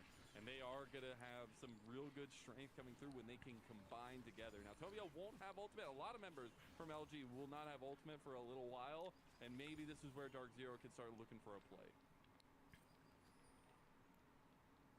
Sneaky, sneaky. Fantastic shit. You know, Poros are not known for their sensitivity to things around them. I would not call a Poro an apex predator. I think that depends on who you ask, quite frankly. If you ask the Poros, they are, but Naked boys, my eyes go towards His Highness once told me they're lean, mean killing machines. he's actually shouting that now. more abilities. They don't hunt humans because it, just feels like it's beneath them. And we're a little large. He's trying to fly his He likes more challenging game.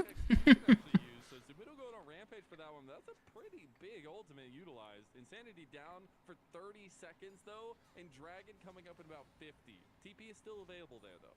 He does have TP. The concern is that he burned his R, which means that there aren't stacks in it, so you can't get that big R for the Dragon. Might be a sack from Luminosity Gaming. If I mean, I didn't see game one, but I didn't the Gwen and the think it would be this close, that's for sure. gonna go catch top. It was pretty close. Interact with his fight. But Let Insanity catch bot. I think this one's gonna go to the wayside though. the Oh, he's TPing out. Oh yeah, Gwen was TPing in, so Luminosity, I wouldn't say was like very ahead that inner turret fell to those. ever. I don't know if Spyrex got And they're not very ahead now either, but they feel more No. in control at the moment. so it might have been a win for LG. I honestly don't I mean, know. the if he was lead's in able to favor of figure Dark that out. Zero now. So it might have just been, those are worth like 600 gold. See Antor's tweet about Fisher. Local gold. Again, I don't know. No, what did he say? Feet away when it fell, but if he hit it, he might have got the gold. Yeah, let me pull it up. Like you're involved. That I But that's didn't like see the notification. It's kind of tricky. Inherently a strategy that Dark Zero have been really good at using. Like Spyrax is the side It's something I should go look at and not have told to me. Let me read it again. And that is very clearly what Dark Zero have been utilizing, not only in this game, but also in last game on the Rise. I mean, he basically said like, how Oh, I many see it, yeah. like how many teams and players from the same program have to get caught cheating for our industry to realize that the program is detrimental. Looks like he was just stuck up. I don't. I'm going to sound like a shill, but I don't think that's fair, to be honest. And there's a lot of criticisms you can make about Fisher, but the bottom Yeah. line is they do a lot of good for a majority of their students. They do Like, serve a we lot of do students. hear a lot about them, but they also have more students. They do. And there is a distinction to be made with how many of these are from their club teams. And though they're ultimately responsible for them, like, it's definitely a culture issue, do not get me wrong. Yeah.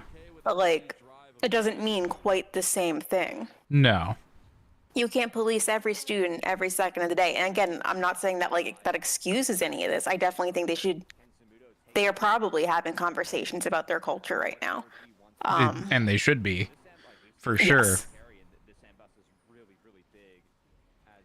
Somebody's also saying, somebody Like- from Ferris, that every semester since fall of 21, they've had a team kicked out of a league due to some sort of like cheating or account sharing thing. Yeah, no, I'm absolutely not defending that. Yeah. But I think a lot of this has come from negligence and not like a malicious intent, which Yeah. again does not excuse it, but does mean it's something you can address. Yes. I'm not there. I'm not Fisher. I don't think this is something they want to do. No. I would assume again that like it's just probably a cultural issue, and you can fix those. It's hard. can. It takes time, but if you're very deliberate about it, like that's something you can change. Yeah. And the fact they're so harsh with the students from this last instance indicates to me that they're willing to do that. Yeah. BR responded to the tweet saying, man, I wonder what the common thread could be, with a screenshot of their league coach's Twitter. Oof. He is not a popular fella. No, he is not. Somebody also tweeted what looks like a series of messages from Drake saying that he loves every lane other than the Chicago one, and saying every collegiate lane we went to, as Bay State or Fisher, we'd purposefully try to get out on day one. And even that's true. I would not want any of my coaches saying that. Right? Anywhere that anyone can see. Man, we didn't care about playing at those lanes. We just wanted to go and explore the cities we were in. Which, to be honest, like that's a very blunt and bad PR way to say it, but I don't mind that. Again, when you're servicing so many students, I don't care what level they're playing at. Like getting kids out to lands just to experience the culture is a huge benefit for them. But I would Yeah. never fucking say that I don't care about competing at them. Yeah, like it's just bad press. Yeah. Like somebody get this guy some media training. I mean, that's the thing. You can do both. You can go and like whatever that appropriate level of try for you is, do that and still enjoy a city. Like, Yeah. I don't know why you would shirk that just for a free trip, because that's actually what that sounds like. It does sound that way. Like, you can have both, though. Yeah. Like realistically, especially for like collegiate lanes, they're like weekends. So you're going for a weekend. You Yep. play during the day, and then you have the night all to yourself. And realistically, you're not going to make any large changes in those evenings. So like, go do tourist stuff. Like, Yeah. people have clearly never planned trips, and it's quite apparent.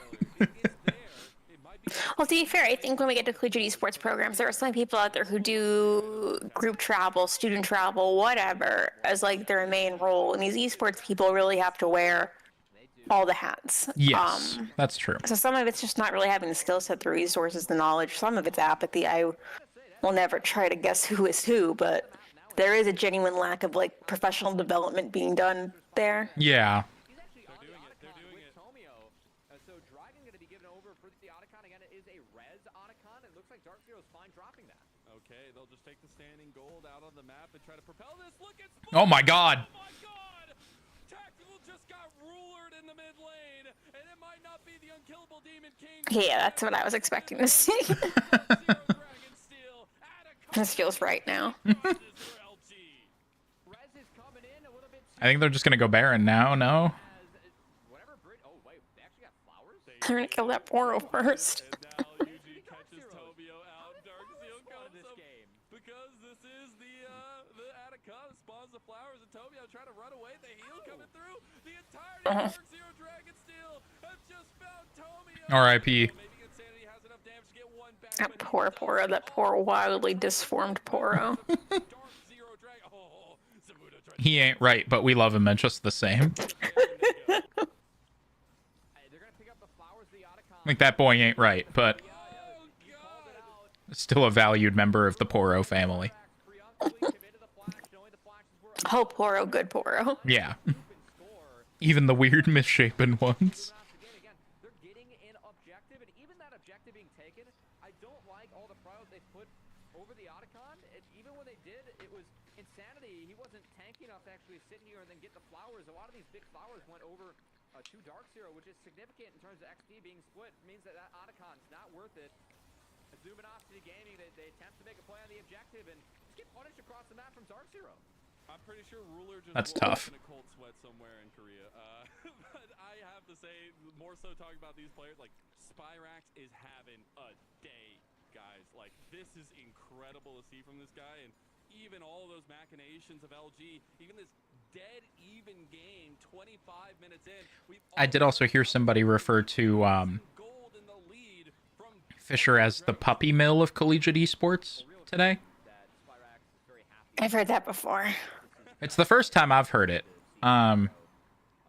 It's, again, not super fair, though, because that's not dogging on, like, the actual issues Fisher has. Yeah. One of the issues Fisher, or people seem to imply that Fisher has that isn't, is the sheer quantity of rosters. That is a good thing. If you have the ability to support that many rosters, create that many opportunity for students, I don't care how many stupid team names you have. Like, that's...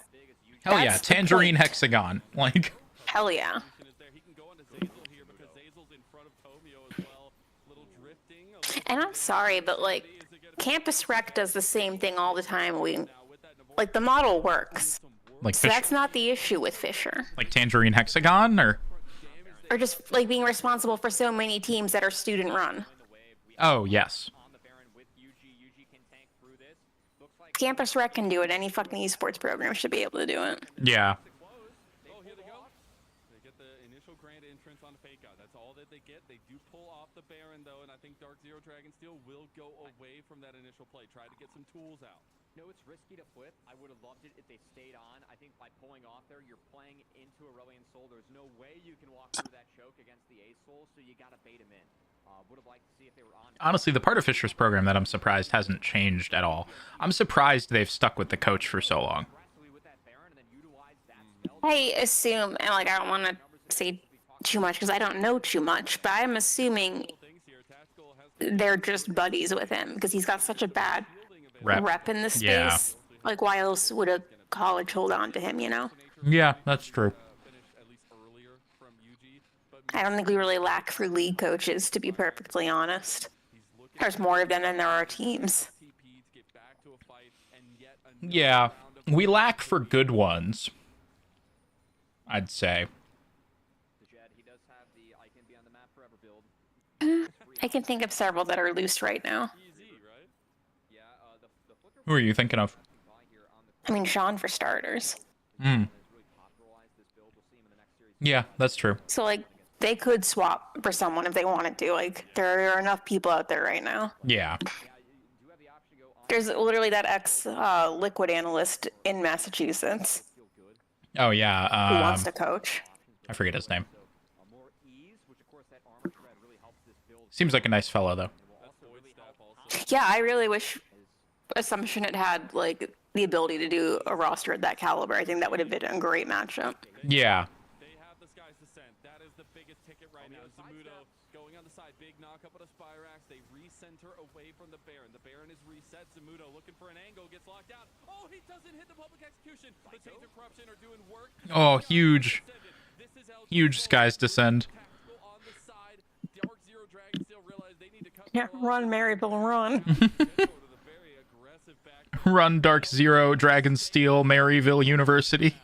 Decent attempt from Zamudo. My thing with Dark Zero, though, is, again, you can't go through the choke against Ace Soul. So really good by LG to kite back and play around as Ace Soul as Insanity going forward now. UG pretty tanky there. Spyrax layering in some damage. This is dicey, though, but the Baron is still the focus for LG. I'm sending UG over that wall. This is what maybe suggests You shouldn't, steal it with a but wouldn't it be hysterical? Maybe this is just the camel, or at least the straw that breaks the camel's back, but here comes the TP. Double from Dark Zero Dragonsteel. Oh no. They're just gonna chase them now. Uh-huh. Get out with this Baron. Spyrax on the back. He has the Imperse Divide. He has that good old Shurima shuffle. Zamudo not having public execution. Oh, good. Good Shit. engage. Okay. Yeah. Take down 2 quick kills for LG's redemption. Massive play from Zazel. See Apex Predator shit. Finding a massive pick later on against That was huge, though. as his wings clipped. That engage right there was nuts. And that long collapse ends up failing. And this is where, again, Darkseer, look at all the damage they've already taken from tactical. Public execution doesn't hit, and then Luminosity Gaming just retreat back to the choke, lean on the big Aurelion Soul ult. No chance for Darkseer to do anything, as this ASOL has really scaled into this game. It has, and it's been really nice to see how LG are willing to kind of stick with the fight here as well. Definitely think Dark Zero were a little bit baited by the Baron start here, sticking around and just not able to have the tools available to them. Yeah, and again, this collapse, it was a massive play by Zazel. This is a tough spot for them, but Zazel pulls the trigger, finds the Azir. Spyrax does not react to the flash. Yeah, that was really nice. Point blank range from Zazel. Love the play, love the call from him. Think that's 100% worth the flip, and you can see Spyrax no flash. And then just shred the hell out of the Ambessa, too. Because Zazel locks him down. Really good play from him. And this is where this Elise pick comes in clutch. You just have those singular moments where somebody just cannot outplay it, and now we have this siege coming down too. That's about all you're good for later on. That's all you're good for, but that's what you need. Yeah. And They're now not wrong. on 3 items for Gwen. This is the reason why we see the Gwen taken in the Ambessa, because she's just better at these states, and if you can't find those entrances as the Ambessa, it becomes that much more difficult because Gwen is a constant. And now with This does feel so back and forth. swung this It does. rather in favor of Luminosity Gaming. Yeah, I mean, what a Which is good. I really hate watching Maryville just stomp people. That's fair. ASOL continues to scale. I don't like watching anyone stomp someone unless it's someone I'm like super into, I guess. Yeah. Then they can do no wrong. Darkseer can really do on the map. And frankly, like the lead that Zamudo had early on, did Like I would kill for Ole Miss to stomp someone. snowball it into the fight. Maybe they'll stomp AMI. The last couple haven't connected. I think it's one of the Probably best not. shots they got, but My eyes on Zamudo to connect with one of these. and I was super impressed by them yesterday. They looked really, really good. Sidestepped again by Luminosity Gaming. And this is all going back to the draft when we said Dark Zero have the moves to make things happen early, but if you get to a certain point, just like in that game number 1, LG will have a dominant hand here, but it's all about how they execute it further out. That's exactly the story that played out in game number 1. Luminosity have an attempt to make good on that here in game 2. We'll say it's not on the scoreboard, guys, but Luminosity Gaming, they did secure Soul Point. It would be an Ocean Soul for them. Really oppressive for Darkseer to deal with up against a ASOL and a Poke Varus. You're telling me that any harass these guys take, they can just walk backwards, utilize ASOL's lows, and heal back up. That's going to be really tough to deal with these fights. They have to be clean, they have to be bursty from Darkseer, and they're going to have to make sure they execute as shout out to our team for... Yeah, they really need Zamundo to hit the public execution on here, as we Ocean Soul ASOL, I think. made some adjustments as we're also I think. NACL. Zamudo lying in wait for Luminosity Gaming, trying to retake some control over this bot side, and Darkseer have a nice trap here. Fake out has to be Oh, careful. they do. Wall bang there, yo. Spyrax combo. Fake. That was a good combo. 3-man stun there from Insanity, but that's going to be already a big member gone from Fake Out, and you already have the preemptive push from Dark Zero to bot lane. These are the kinds of mistakes that can't happen against a team like this, Cubby. Yeah, see if Zamudo sends it. I do love that play from Darkseer. Again, you're behind. That was a good pick. 2 lanes, get there early, see what happens. They end up getting something big there as Fake God overstep. Wall banged by UG into the one shot. Now we'll see if it can be a public execution into the back line if Darkseer wants to look for any more. 25 seconds on Fake God. And this was dead even. Like 5 seconds ago. It was literally a dead even game. Now 2,000 gold up. Oh. Zero. Puts it into the turret. Public execution on Insanity. He's going to fly his way out. Psycho going back and forth. They don't have minions here, but Sajed, he's hit that 4th item spike, and he is doing work. Meanwhile, Tactical tries to snipe down Zamudo. It's not going to be enough. Dark Zero, do some damage, get out, and have the entirety of the bot side jungle warded. I will say they did get Insanity's flash. If I could draw on They did get Insanity's flash. flash key from Insanity is ready. Another look at the pick. Yes, Fake God. That waves there, goes for the camp early. Doesn't I love all the little lawyers with their briefcases wait, that Gwen goes down. That's really for the It wall. is cute, and I do like that they just animated so much of that. Yeah. He does have the skies descend, and he's about to hit his next item here. Does end up getting it as he comes out of base now as well. So Leandri's Void Staff, the Blackfire Torch, and the Rylai's all there for this big old dragon. Yeah, we are 30 seconds away from Baron spawning. We saw what happened when Luminosity Gaming were able to retreat into this choke and lean on the A-Soul. It was really tough for Darkseer to break. This time around, though, no flash on the Aurelion Soul. That has to be the focus from Darkseer if they want to break this game. His Tactical's pretty far up. Spyrax's going to pop the turret. Looked like he was looking for a sec, but again, look at those east, the fields from A-Soul. That little corridor on the map, both that one to protect mid, and then the one that enters river. I actually kind of feel like this game should be over. Yeah, in which direction? Either one, it's just a long game. Just feel like it should have ended by now. Well, it's so back and forth. It is. It really is. I think, like, not to put either team down, but like a higher level team would have clinched it by now. Maybe. I'm not sure. Luminosity is definitely the better scaling team, I think. Yeah. It's close, but I think they are slightly better scaling-wise. So, we'll see where it ends up, but... I think that's part of it, though. Like, the longer it goes on, I would expect that Luminosity comp to be better. So I mean, if I were Maryville, I'd be trying to end this. I mean, I think they're trying to. Oh, they're killing Zamudo? Oh my god, Zamudo's fine.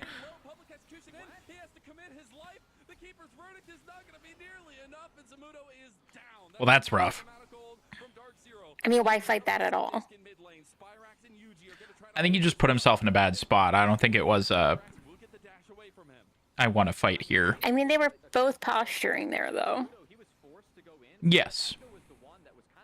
Why? Well, I think what they're trying to do is bait them topside towards the Baron and then try to win a fight in the pit. Oh, they're,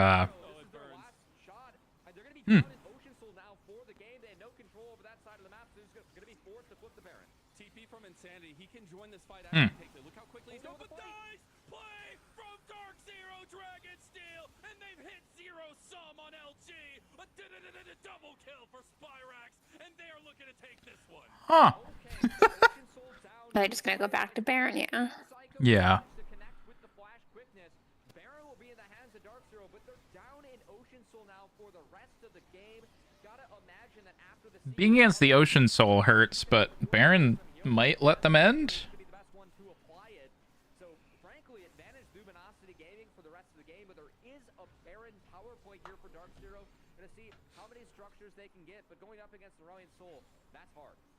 That is hard. We see the initial pick on Azumuto. I do agree, like, he just had to go in here. There's no way he's getting out. I mean, just look at Psycho. Like, Psycho was stuck over the wall, and it takes so much time for him to get involved. And again, Dark Zero, they're really trying to hold the river. They want Luminosity Gaming to fight for that top and base. That's tough. That was the angle for the pincer that they were looking at. Just never really able to get it. That said, in the extended fight, Psycho did manage to connect, and again, just forced to trade, forced to flip. They managed to make this one work. Spyrax, man, on this year just finds those angles. I love the combination of him and Zyko together, but it's going through Tomio to get this engaged, right? Yeah, was able to flash, get around it. The engage did ring true. But again, for me, it's just how much can Dark Zero get in the next couple minutes, and then can they stall for the Elder? Because Elder is really the only thing that's going to enable them to actually get through this Ocean Soul Luminosity Gaming team that has so much range, has so much kite. Yeah, they do have to be careful going into the jungle now. UG going into the face check bush. Now they're getting their own medicine thrown back at. Oh my god, Zamudo just decides it's tactical end. He is down. Zamudo once again making the saving play. There's the sky descent, but he is out of there. Keeper's verdict from Dragon Steel. And they get one. Tactical's dead, obviously, but Insanity is such a huge source of damage. Insanity trying to take down these minions with Fake God. That should be all that DZ get, but that is massive in terms of keeping the momentum out in front of them. Again, it's about how much you can get with Baron up. That was huge as, again, Luminosity Gaming, if they're away from base, I think they're in danger. If they play in the corridors where they're walking backwards as Aurelion Soul, it's so good, but... Why? in the mid game, he was the one spawn that was fed. A couple public executions, they went sideways. The last few, they've rang true and have been the difference maker in this one for Dark Zero as he got his way into I just saw the response to your tweet about the car pulling out of the parking lot right as you walk into your office. And It was demoralizing. the, Are we the talking about the response with the typo? pirate Yeah. just from me office. It's so funny. I'm not even mad. That's also a that's probably a me thing that you picked up, the saying like me something. I think I just hit the wrong fucking button, honestly. Still I do find hysterical. myself saying it every now and then, though, and I do know I got that from you, so thanks. You're welcome. they take down the LTA North reject. All right, well that's Better team play. Again, I really feel Maryville victory. they had winning positions in both games, but especially that last one with the OT. I had them advantage. It's just that when they got out of base, I'm calling it super Send miss. John a message he does not want to get right before our team plays. too good. Should we bring him on the Costream? Oh no, he's about to have something to seriously deal with. Oh, that's upsetting. There may not be power in the facility right now. Oh no. In NACL.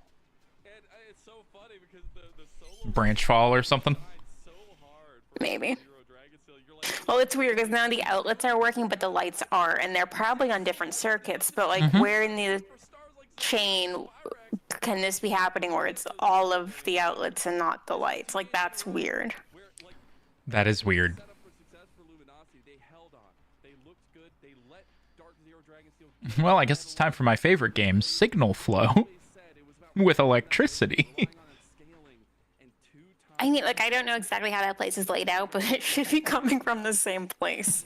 You'd think, wouldn't you? For me, like it was the threat overload, right? The fact that they were able to find picks, able to like bait Luminosity gaming to check rushes that they couldn't take fights that they couldn't. That was the difference maker to me. It's the collegiate team, like really outclassing the LTA North reject team in terms of setups and how they played that.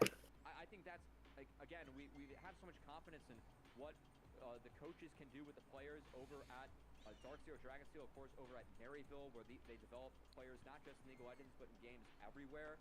The fact that these guys were ready to take down the team 2-0 of the players that you would feel like are next up if there was a 9th team in LTA North, it'd probably be this squad, right? Yeah. And you have the collegiate squad taking them down like this. Again, it's not God, what was their full name? The team that Ole Miss is playing after this. all the good that's going Apex Mission Impossible. I remembered. It really is. And this guy right here, Zamudo, having a hell of a day. I mean, not only in this series, the guy just hit rank 1 in NA on top lane, and then comes into this series and just smashes Fake God in a lot of these instances, right? Multiple solo kills and finding the difference maker on this Ambessa into the Gwyn pick of all things. It just shows you Have we been doing Super Miss or Old Nova? over this last year, the most improved player, obviously, from that last split itself. But then when you hear him talk, it's like nothing's changed. Because I feel like we've been using both. Yeah, I'm just so impressed by the team play of Dark Zero. I gotta say, my vote for player of the series, it's gotta be Spyrax. I thought game 1, the angles were huge, and the Azir 2, big difference maker in the back half of game 2, even if Zamudo was the big carry of this game for me. Yeah. I thought Spyrax was the player of the series for sure. Great to see this guy step up against Insanity. This was a fun matchup back when each of these mid-laners were playing in Challengers, when Insanity was on Dignitas Challengers, and good to see him rise up to the occasion today against a player that a lot of people in this league, myself included, really respect in Insanity. Man, I wanted 3 games. We don't get to see this matchup until playoffs coming. I'm so sad, but honestly, that speaks to some of the dominance that Dark Zero Dragon Steel has been able to show. And that togetherness. I think that's the biggest story through it all. Like, you can have these mechanical plays and awesome stuff, right? Sajed coming in, the kind of new blood on the team itself, but it's about what this team has built together over the last year and a half. And a lot of the camaraderie, a lot of the synergies that are inherently built within these friendships that this team has developed. I mean, all that aside, I just like the discipline, man. And these guys Yeah. play disciplined league. Niles in terms keeps of some what they wanna discipline, take. man. Yeah, what they want to trade. And again, it really speaks to what him and CKG are able to do over there. The fact that they have these college students playing at this level in a Tier 2 league is just fantastic to see from Dark Zero. As again, feel like they really established themselves as the team to beat heading on in. And I guess the other top 3 matchup that we have is really that matchup against Near Airport later on. It's the last one that we have to look forward to in terms of our expected top 3. That's going to be a lot of fun, too. But I got to say, teams are going to be a little wary going into Dark Zero Dragonsteel looking this good. I'm looking forward to seeing Near Airport play again. Like the first test for Dark Zero Dragonsteel. I think that's going to be interesting. 100, maybe even some bonus points there, because we wondered what this team would look like against a team that is up to that level, is up to that par, right? Not Polestar, where they are trying to figure out what works for them. BRB facility power situation fucked. Okay. Yeah, they were NACL champs for a reason, and to see these guys step up to really have a huge solo lane performance from both Zamudo and Spyrax in this series was just really, really nice to see. And hey, if the team's running that way, having Psycho, Yuji, and Sajed. All right, chat. Looks like it's just us again. I know Sajed had a massive game 1, felt like he was a little bit quieter in that game 2, but still did nothing but his job and more in the end. Seems like a pretty winning formula for me for a team that we know is so flexible from the run they were able to put together last year. Indeed that, and some signature gameplay there. We also got the Spyrax's year. And I love the setup for that. I know it's like something small, but looking at the save from that game 1 and then going to game 2 where they pick this comfort. The guy has just been a menace in the side lane as well. And the solo lanes, again, I think are the biggest prize point today for Dark Zero Dragonsteel. Yeah, I'm really impressed by their play as a whole. Again, took down one of the top teams that we have in the league as a top team themselves, and that's a win they can be happy about. I think they deserve whatever dinner they want to have tonight. What do you think they're getting? I mean, we're gonna probably get to ask them. What do you think they're getting? You know, they got some good spots around there.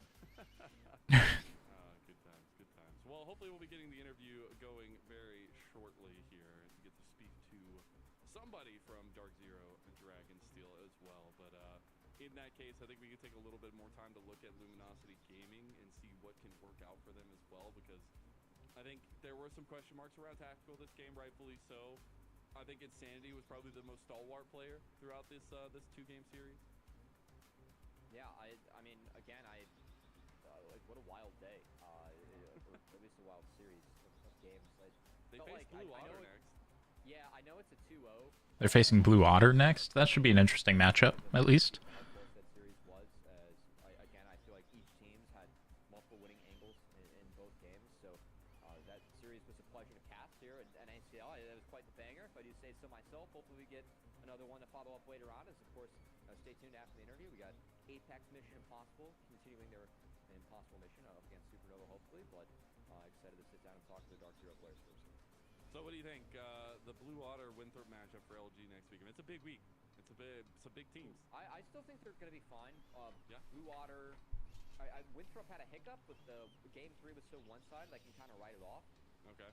I still think they look good as a team, and Blue Otter looked better, but still dropped to Winthrop themselves. I feel like it should be a 2-0 week for LG, but we'll see if Blue Otter or Winthrop can take any games or any series off them to surprise. So by no means would I be concerned if I'm a Luminosity Gaming fan. They still beat Near Airport too, so they should be towards the top of the standings. But yeah, I mean, I will say the 2 hardest matchups are off the board right away, and you got to imagine that that's your scrim partner now for the rest of the regular season between Near Airport and that's going to be awesome, honestly. Yeah, that's some good perks there for LG, yeah. Dark Zero Dragonsteel will be facing CCG next week as well, so a little bit of difference in that. That one's going to be Yeah, I don't know what the rest of the schedule is this week for hopefully we'll be getting NACL. very, very shortly, though. I will say CCG versus Near Airport tomorrow is also a match that I think a banger. Yeah, as if you're a Double Lift Pole fan, seeing them in a lobby against Stardock, that's a real flash in the past. That is indeed. I do believe we have our MVP to give away, and it will be Spyrax. From the Rise to the Azir, we got to see a shade of Spyrax that we've known for so long, and the side lane king is right back at it again. Very, very much deserved from those 2 games. I was very impressed by the Rise game and thought that he was a big difference maker in just helping his team pull the trigger and find those numbers advantages that enabled Dark Zero. Yeah, let's see what the rest of the week holds. Is indeed on the green Azir skin too. Changed the skin. He did. It used to be the Graveyard Azir. It was. Now we have the green Professor Jack. Maybe he was inspired while in university. Gotta dress nice. Gotta dress nice for sure. Yeah. But yeah, hey, the guy has been putting up numbers at Maryville University, now Dark Zero, Dragon Steel, and it still is, I think, one of the best duos you could have grabbed. All right, it looks like Winthrop and Pulse play, so that's a Winthrop win. And CCG versus near airport tomorrow, which will be close. It's amazing how flexible these guys are. So it's really Both of those teams are pretty good. It is indeed. I do believe we're going to have Zamudo joining us, so we get to ask him some questions as well. We're going to go ahead and bring him on after a dominant Mbessa pick into the Gwyn. My man, first of all, the jersey's looking good. You hit rank 1 today, and then you go 2-0 Luminosity Gate. What is up? What are they feeding you over there at Dark Zero Dragon Steel? I mean, you know, Niles forced me to play solo queue, so I guess I got rank 1. I don't know. He made me play solo queue. I wish it was that easy for all of us at home, where you're just forced to play and then rank 1 magically happens. But congrats on that and the grind. Excited to see you grind out in NACL again this split. Year 2, this time around with Dark Zero over there at the Maryville campus, of course. What are your goals for year 2, Zumudo, and how do you feel like your role in the team's changed now that you aren't the newcomer, it's Sajad, you have a little bit more experience under your belt? And if you really changed for you within the team or around campus, or is it just kind of same old, same old? I think coming into this year, I Grabbing my Twitter back. step up and be more vocal, because Jerry was very vocal last year. So without him this year, like someone needs to step up. And initially, you know, it was very overwhelming, but to have like Niles put this responsibility upon me. But I think that I'm looking back, you know, I came to realize that I was just really happy that he even trusted me with this responsibility in the first place. Yeah, I know last year it meant a lot, or at least last split too, and last year it meant a lot to you to kind of see that own growth, but also maybe have that kind of confidence built from your teammates. Going into yet another year itself, are you guys still doing kind of like team bonding exercise? Is winning just that team bonding exercise? Like, what do you think? Did I just hear yelling in the background of his Yeah, I mean, we spend like his interview here? we just like we go to the gym together. We do team activities pretty much every single week. And I think you know, I mean, outside of the game, you know, we're all like friends with each other. You know, we hang out. I As think someone, as someone Thank that's you. competed remotely and now in person, Zumudo, what kind of difference does that make for your team? Hello. You guys are all in the same building, able to do these Sorry about that. No, you're fine. How's the electric? remote just Not good. So what I did learn about the Ole Miss esports facility is that our electricity comes into the building from 2 different places. There's 2 different lines going in. Weird. So one line was hit, and that's the one with all the outlets. Which is ironic, because I think they would have been fine with no lights. Yeah, probably. They would have just been like rats, you know? because you're just like It should have been the other line. It should have been. it just has to like come up at some point. Yeah, I like that. Last question here, and focusing a I little used bit super miss in the tweet, the end-all be-all for in my tweet about like the next game. Or what? Have we been doing super miss or Ol Nova? I don't remember. It's Ole Nova. Ol Nova. It sounds better. I don't even know about these matchups anymore. These days, We did get the super miss approval from Supernova, though. Super miss it is. it just looks like they first picked Joke's on them, I've already trademarked it. whatever next to it too. It'll be a cool 50 mil to get it back. I mean, I'd like to.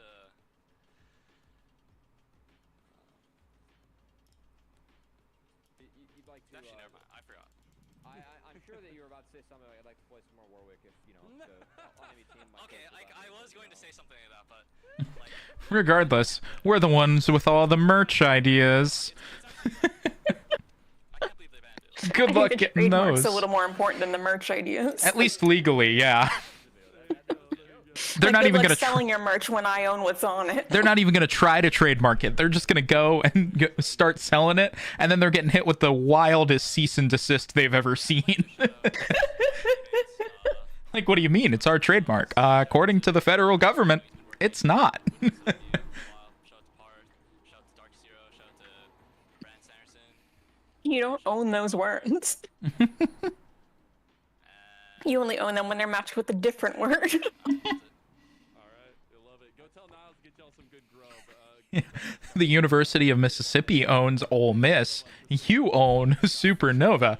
I own Super Miss and Ole Nova. I'm only scared of one of those groups. Only one of them pays me. That's not even why I'm scared of them. They're just a big organization. I have seen the legal team. About 48,000 lawyers ready to go. Supernova, and I think a very differing story between the two coming into this one specifically. They try to figure out what works for one side and see what has been working for the other side here, could we? Yeah, no, I mean, Sean coming back with the space sharks. they found a win. Oh no, that's good. That is good. Bottom two team that we have. No one owns that either.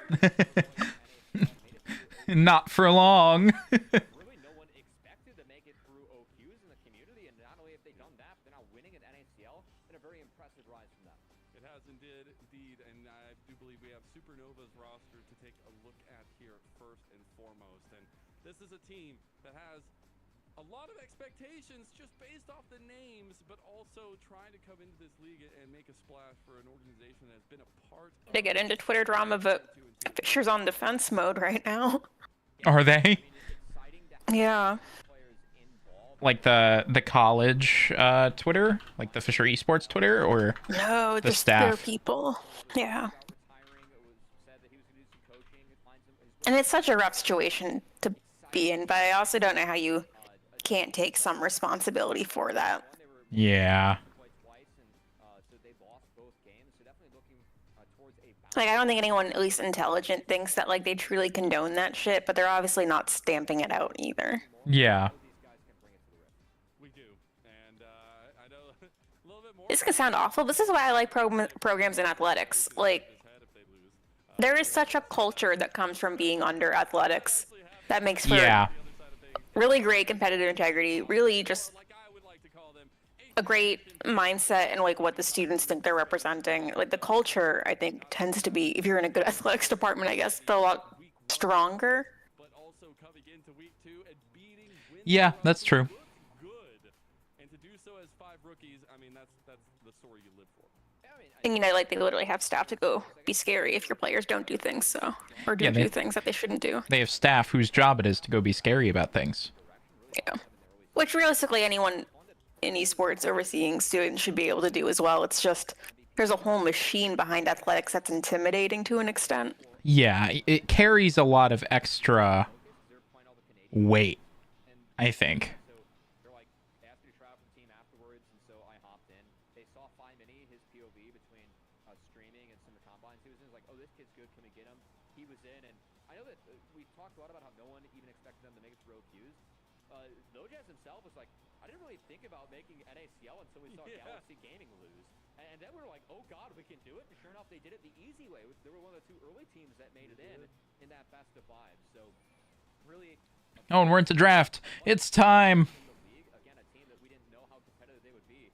They've been nothing but competitive so far, and we'll see if Supernova can bounce back from a 4-week one, because if they play like that, AMI would be the favorite team, but the team that I actually took to win the series. I know that you were on the other side, Mazel, going up 1-0 after Dark Zero win on Supernova, hoping that I mean, hey, at least now we know that there's 2 power lines that runs into your facility. We know that this is a strong team. They just have to That's fascinating, right? Yeah. that veterancy. To be fair, like we're in a super weird building. This building was built Yes. probably 1950s based on everything in there. And I think instead of just ever updating or maintaining things, they just patch things as needed. Or added. And it's Yeah. not the esports program, that's the school. And it's just Yes. made for a very finicky space. That makes sense. Pick of the Rumble here from Supernova on the blue side. We immediately have that 2 pick of the Which is a shame because architecturally it's cool as hell. Yeah. It is a nice looking building. Supernova. And that Aurora traditionally has actually been played top into the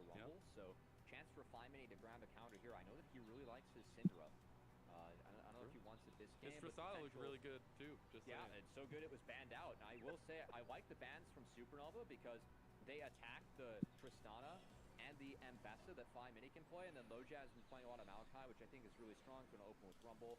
Maokai could be an answer. I don't think I've seen a Sela on Ori yet, but I'm very excited to. It does make sense though, knowing that he's a mage player. Like it just checks like, out. I think it sounds perfectly right. I think the playstyle's right up his alley. I just haven't seen it. Fair.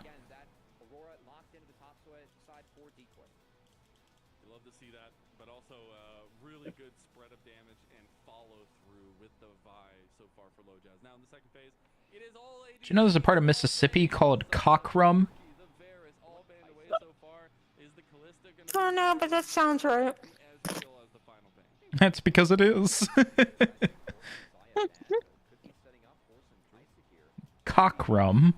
Hard to play against Ori, but would give you some mobility against the Rumble Equalizer. Is okay, I lied. So that's one way to find mobility. Lucian continues to try and make a comeback here. What a wild place. Now gets his answer. He is willing to play the Draven into Lucian for sure, but Shogo always has his own read on the meta. A player that has garnered a lot of respect from solo queue, a lot of respect from people around NAC. Aphelios? Did they pick their comp in order? It does look like it. They No fear. they also know they didn't update the coach, right? This is the Shogo show, bro. This is No, we've got Niles now. the show. They are setting this guy up for such success. Yes, I think Asila Do you? will stay on the Orion, but kind of ball Yeah. system. Actually? Totally. No. I was like, I would have heard about that. That would have been big news. Statistically, it's way more likely for Prod to fuck up than it is for Ole Miss to get rid of Collimer. Okay, that's a fair point. Against the Yone, so a lot of opportunity there. I do like the Milio pickup. We saw the interactions. That's someone we should invite on the Costream. To win that game, you can ult to get out. Yeah, something tells me he's busy. Valuable, and then Nah, he can't be that busy.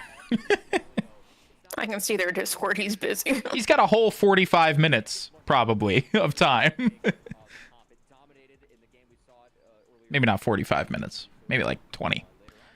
We're into our second best of three of the day. We're here with NACL split number 1, week number 2, day number 2, and it is the final best of 3. I might actually lose money today, but I'm not optimistic.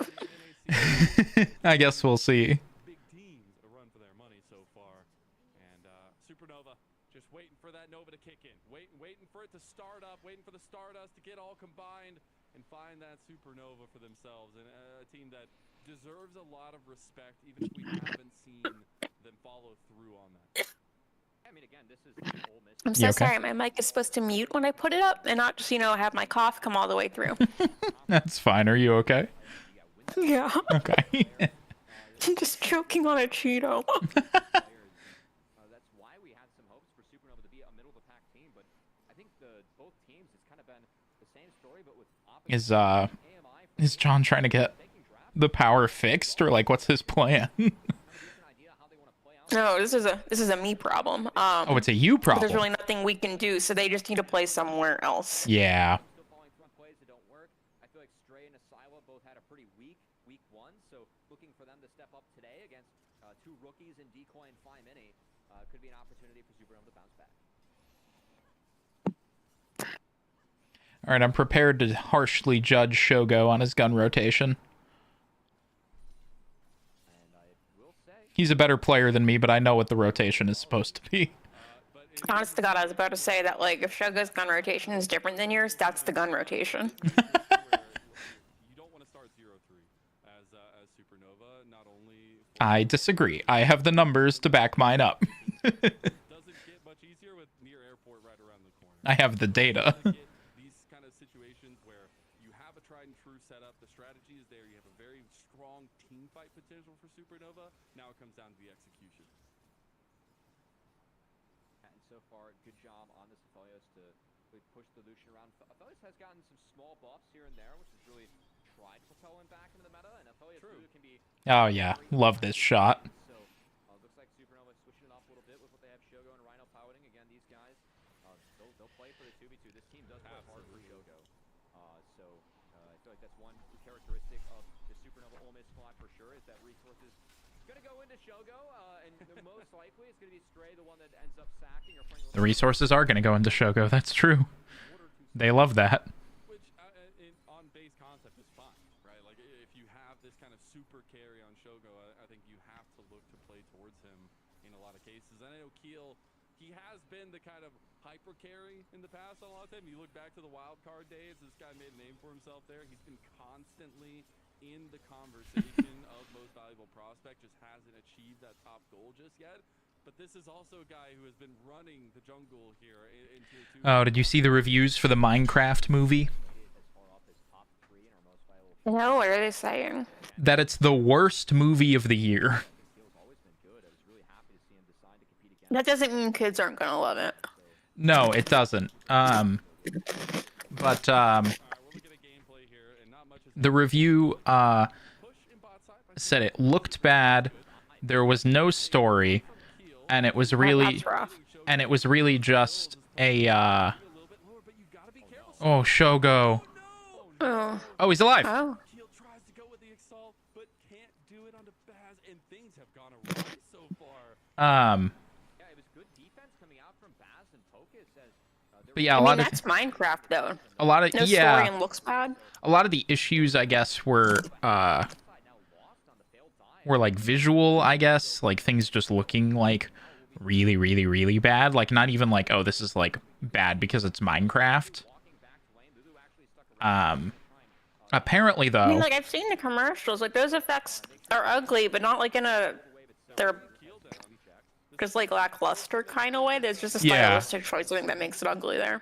that's fair. Yeah, I saw people. Most of the reviews I saw were 1 star. Oh. They said there was one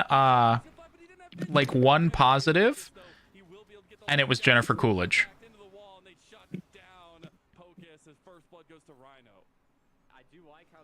who apparently has a subplot where she falls in love with a villager Yeah, this sounds weird. who she hits with her car. Oh my god. Yeah, that's how they meet. She hits him with her car.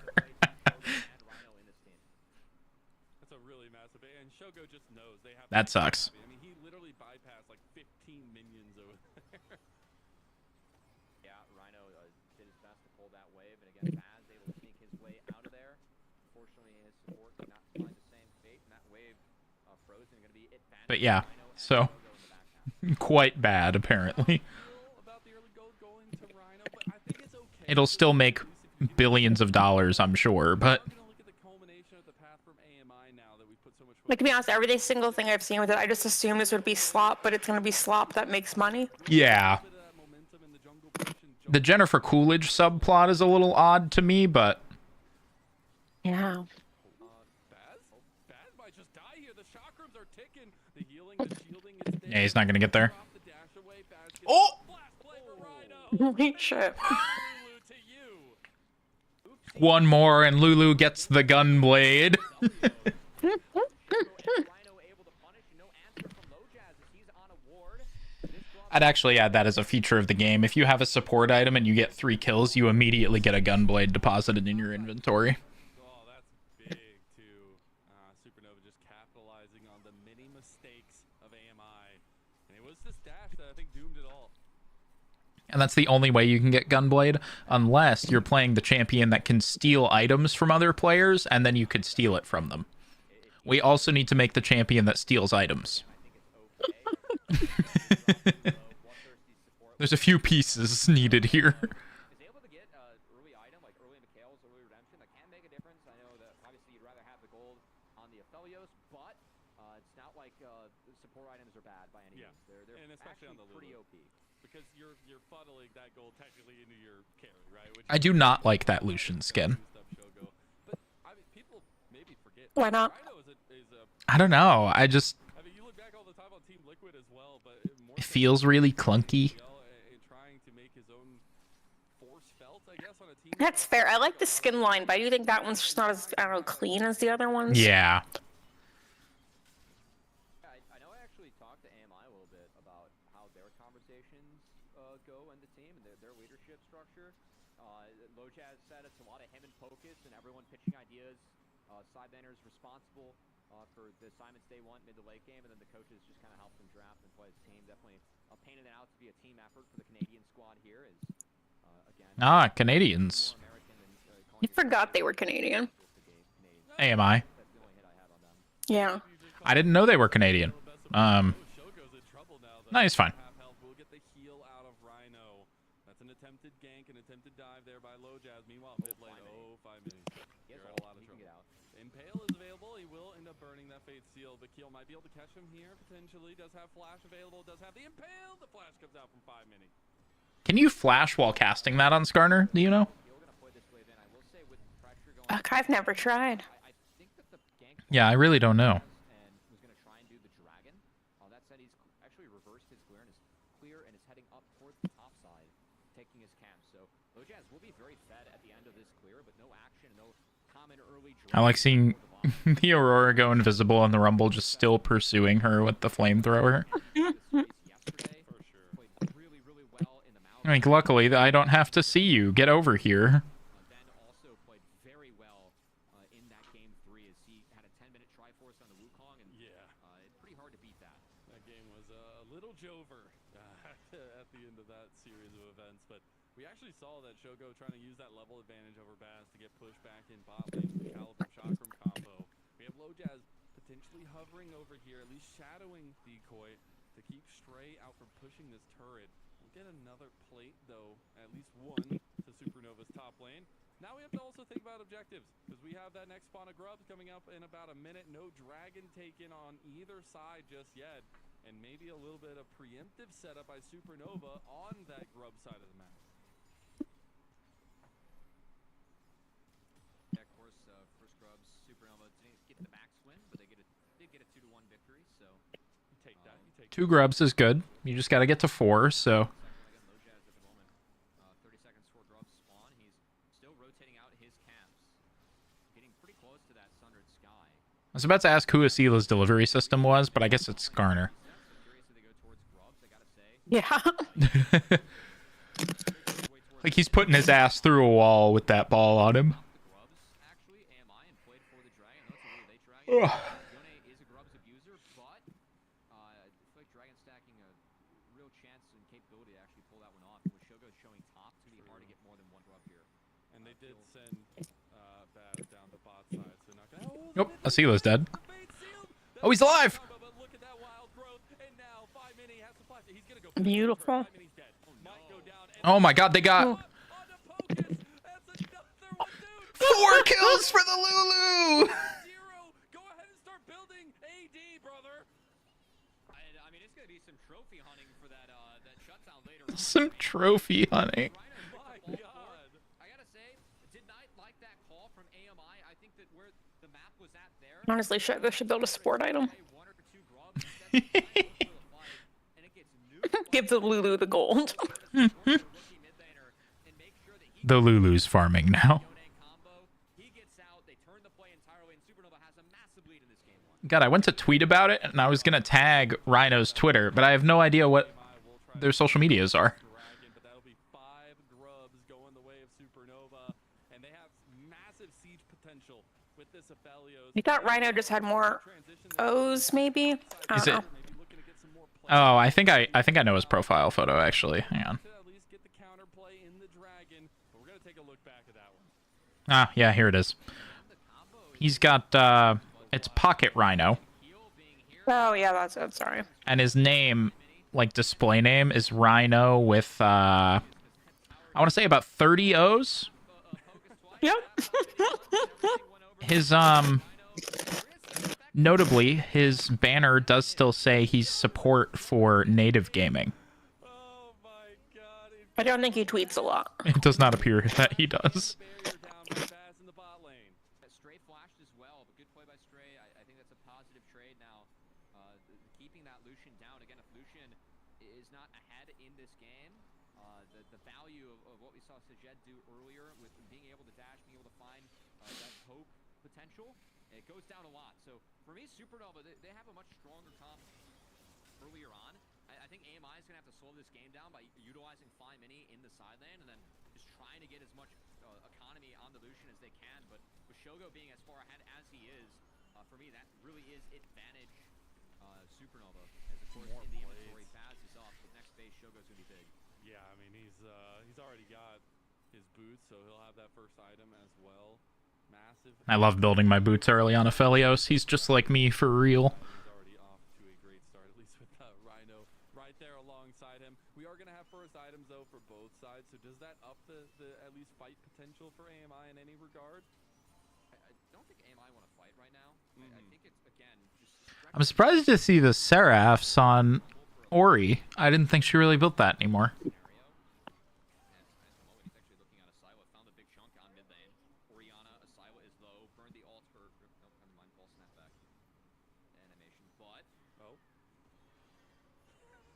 He thought about it for a second, you know? Thought about it. Scouting down. It still scared us I don't think I could have stopped myself from going over that wall. Nobody's keeping me away from that wall. Like, what happens after that? Eh. But I'm going over. I'm going over. Whatever happens after that moment is whatever happens. So the Lulu has to have a bounty, right? Yeah, 200. He has the cease and desist. They're going to get the shutdown on the Rhino, and it goes right where it needs to. That's a ton of gold right back, but now 5 minutes. Oh, nice. Gets the CC lockup, but it's not going to be nearly enough, and he'll just go down to kill. So without that response, it is still the even trade. Yeah, trophy hunting and taking down Rhino, secured onto the Lucian. You'll take that. R.I.P. Lulu. Worth it for Supernova again. Don't love the assignment. He had a phenomenal life. Truly. A generational run, you might say. Also with Lucian Milio, you can always kind of fight for mid-priority and try and be involved, at least with finding that harass, finding that poke potential. Instead, side lane, at least they were able to play through it as Rhino does get one shot, good chain CC from Low Jazz. Of course, Polymorph came down onto the Vine, not onto Lucian, and Flymini did find the lockup on Keel under the turret with the Fate sealed, but that starter was way too tanky. Yeah. It was Ori who even had the aggro on himself. Yeah. I think it's the hesitance on using the Fate Sealed as well, but hey, that's what you expect from kind of this rookie team that's coming up, right? Like we've seen some really good performances from them, but the question will always be First brick. in that case. Now Shogo did end up taking that first turret in bot side, so the man is in charge here. Look at that gold, almost 1,000 gold up over his lane opponent. That is a lot of gold. Yeah. Getting ready for this Rift Herald spawn. Good look here from Supernova. I know week 1 was disappointing for them. I talked to Rhino before the games today, and he shared the sentiment of, hey, I was like, hey, what happened with week 1? Like, what'd you guys change up coming into this week? Obviously not where you guys going to be. It's like, Have you noticed that they've been talking about this week as their first week or first match? Yeah. they had a long talk as a team, and they felt like it was productive. They felt like they were playing too much. That's fair. I'd ignore last week. Yeah. Their communication and ability to actually execute plays in the game. I know they were quite stubborn week 1, so we've seen a couple of plays already be shifted up, and I feel like they aren't sticking to the raw call in the first place. So I like what we're seeing out of Supernova. Again, this was a team that people had much higher expectations for than what we saw week 1. Feels like they're playing much better in this game against AMI, so good to see. Good to see, for sure. Still have a lot of game left to give, and there is another dragon coming up in about 10 seconds. We'll see. We got him. Oh, we got him. Taken, but the Impale go on to Baz. We'll end up getting that breath of life. Oh, no! God, that's a big bug. Oh, he's gone. Yes, it is. One more auto, he didn't get it, and now the An even bigger bug. Oh. Uh-oh. Oh. 5 minutes. He's gonna get hit. Oh, goes for the flash. Those are the I'm getting my $5 tonight. Are you? I don't like. Don't get me wrong, I only put 5 on this one because I just figured, like, if there was ever a chance they could win, it's now. Yeah. Stalling out the heals, shields. But there's still a chance I get that 5. Shots were taken by the starter, and it enabled AMI to turn that one later on. Also finding the kill on the Lulu too. And this will be the second dragon for AMI. It doesn't say so at the top there. They'll be able to get this stacking going for themselves. And man, these are the plays that get you so excited about AMI. They just know how to think with each other, and the play was coming from a mile away. I mean, for me, I actually don't mind the look from Supernova. I think the thing that I really like is actually Focus burn his flash to get Baz out of the yoink. That was the big one for me. Of course, Baz, he's getting dimorphed and locked up, but the fact that the campfire kept him alive, nice and cozy under his turret, and Keel feeling a little bit uncomfortable and got too close to the fire, too close to the flames, and Fly Mini. Good hands on the Yone afterwards. I've been a little bit critical of his Yone play. I feel like he's a little bit more comfortable on control mages as a rookie, but know that one of the players... Still a decent gold cap. Yes. Rookies. Asila, no! Down. Rip. Rip. That side wave he was playing a little bit too far up. Probably should have given that one. Helped out the Rift Barrel, not the case, but I know Fly Mini has been working with Razvan. Shout out to him, former coach of BG LCS. Razvan has spoken really highly of Fly Mini, just who he is, person, player, and they said, hey, Yone is a work in progress. He thinks it's better than what we've seen on stage, and nice to see some flashes of that work there. True that. As the aggression was nice. And I get to talk to Fly Mini. Just curious about his story, right? Like kind of just coming up in the scene and finding this opportunity in ACL, right? Like I asked him where he came, like what got him into League of Legends. He said he used to watch LCS as a kid all the time. His dream is to make it to LTA, and now he's showing out here. Mike at the pullback goes down. Burn is enough, and Stray gets the solo bolo. Nice job, Stray. You love to see it. Yeah, we took one too many overheat autos there. It's Fly Mini. I think if we just forced him to overheat, might have been good. Re-engage afterwards next D. Not the case. Unforced error at the side lane as both of our rookie mids make a misplay on the side and end up being Supernova favored in the end as good Rift Herald practice. Apparently, the English Tarkir print quality is really, really bad. No, that's a shame, but I think the print qualities have been getting worse and worse. I can't say I'm super surprised. Yeah. Like, even a lot of misprint groups, there are things that would have been, like, a valuable misprint years ago that aren't now because they're actually been moved to, like, this is a common occurrence thing. Yeah. Like, that's a bad sign. It is. It is.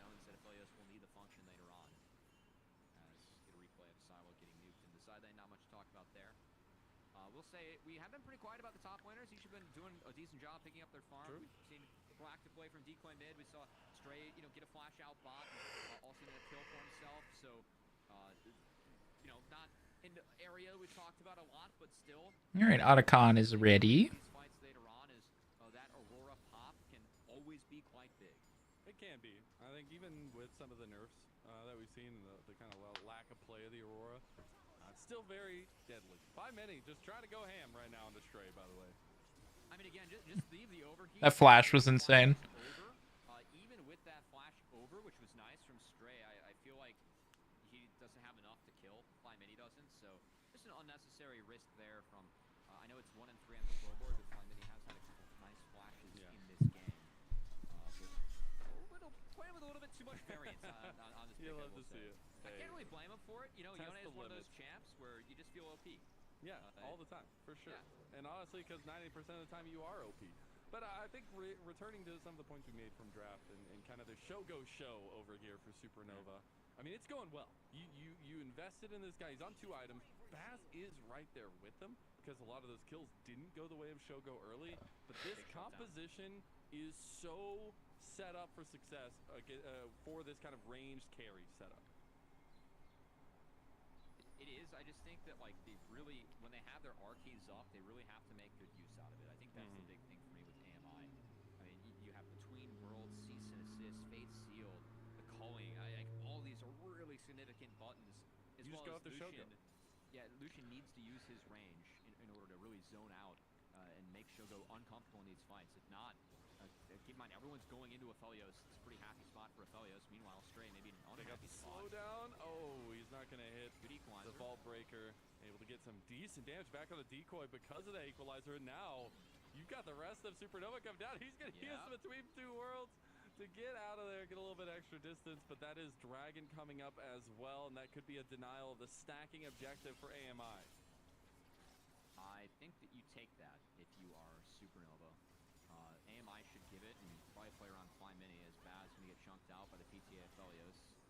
Focus also cut off. Again, should be a free TP. They did get Shogo's flash, but Decoy is still no ult. I feel like AMI needs to buy some time before they actually want to play this. Shogo has access to red. Shogo got smacked real hard there. He's also got red-white, and if there's one lesson as old as time in League of Legends, red-white looking for a fight as Keel tries tries to pop that impale, is down that big ability. So AMI, I mean, they have a ton of breathing room in this fight now. I wouldn't say a ton of breathing room, but I guess more.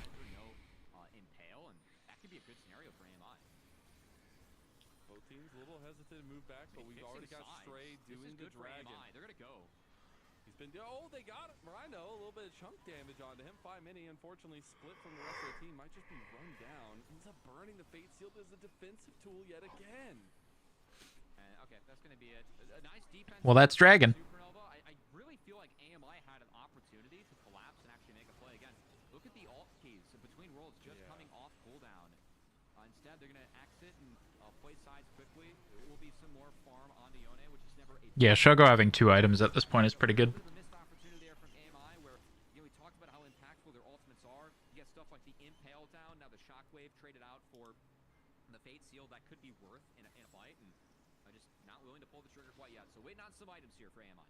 Absolutely. Seems like they have that strategy in mind. Also catching up people on the dragon stacking since there are no dragons at the top of the screen. It is 2 dragons to 1 in favor of AMI right now.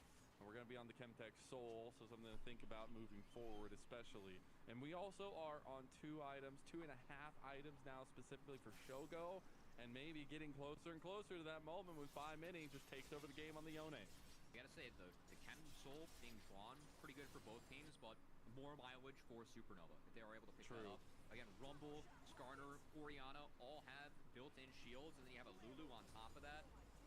Honestly, might be worth getting a Serpent's Fang later on for the Lucian. Of course, that is not going to be the priority item now. It looks like Baz is working towards that RFC. Probably going to be the call. So, the time that needs to be bought. I will say, though, if this game goes super late, I think things are okay for AMI. We saw the scaling of the Lucian Milio in the last game, and it might be another game where it's kind of tough for Supernova to interact with. Supernova at the moment actually making Yeah, they're just plays to forcing speed this. up this game. That's a TP burn for this. Damn. I mean, everybody. Just slamming it. AMI are moving to this mid lane. There's nobody coming this way. All the roses will go their way as well.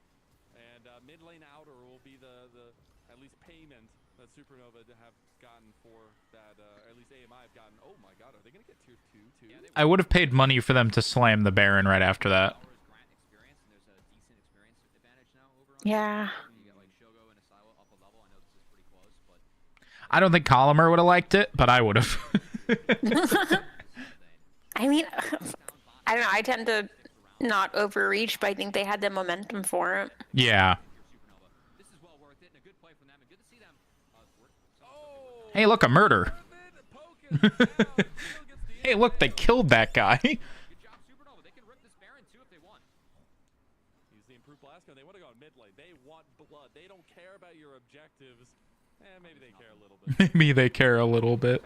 Shogo's very Oh, I forgot quarters in the car. with the blue, purple, and the Lulu. He knows how I got more quarters for laundry. I left them in my fucking center console. ambitious. Again, I don't think I mean, the parking lot's right there.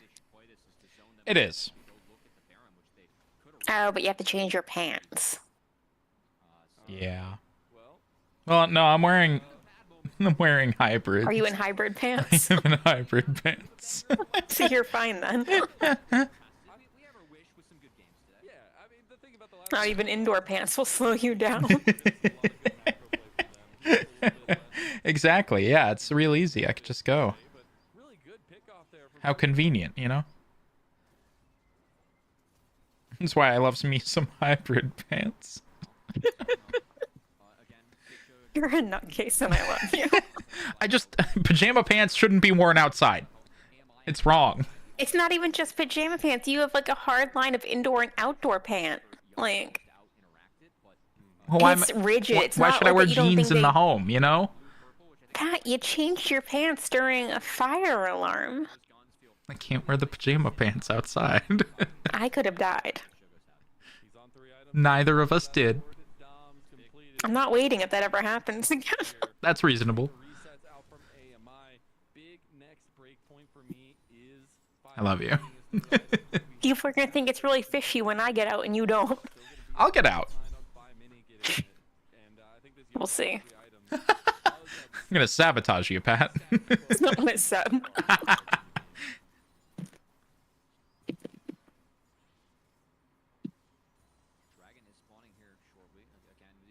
out to our team, putting the Dragons up there on the screen, 2-1. Huge. With Supernova picking up that one Chemtech.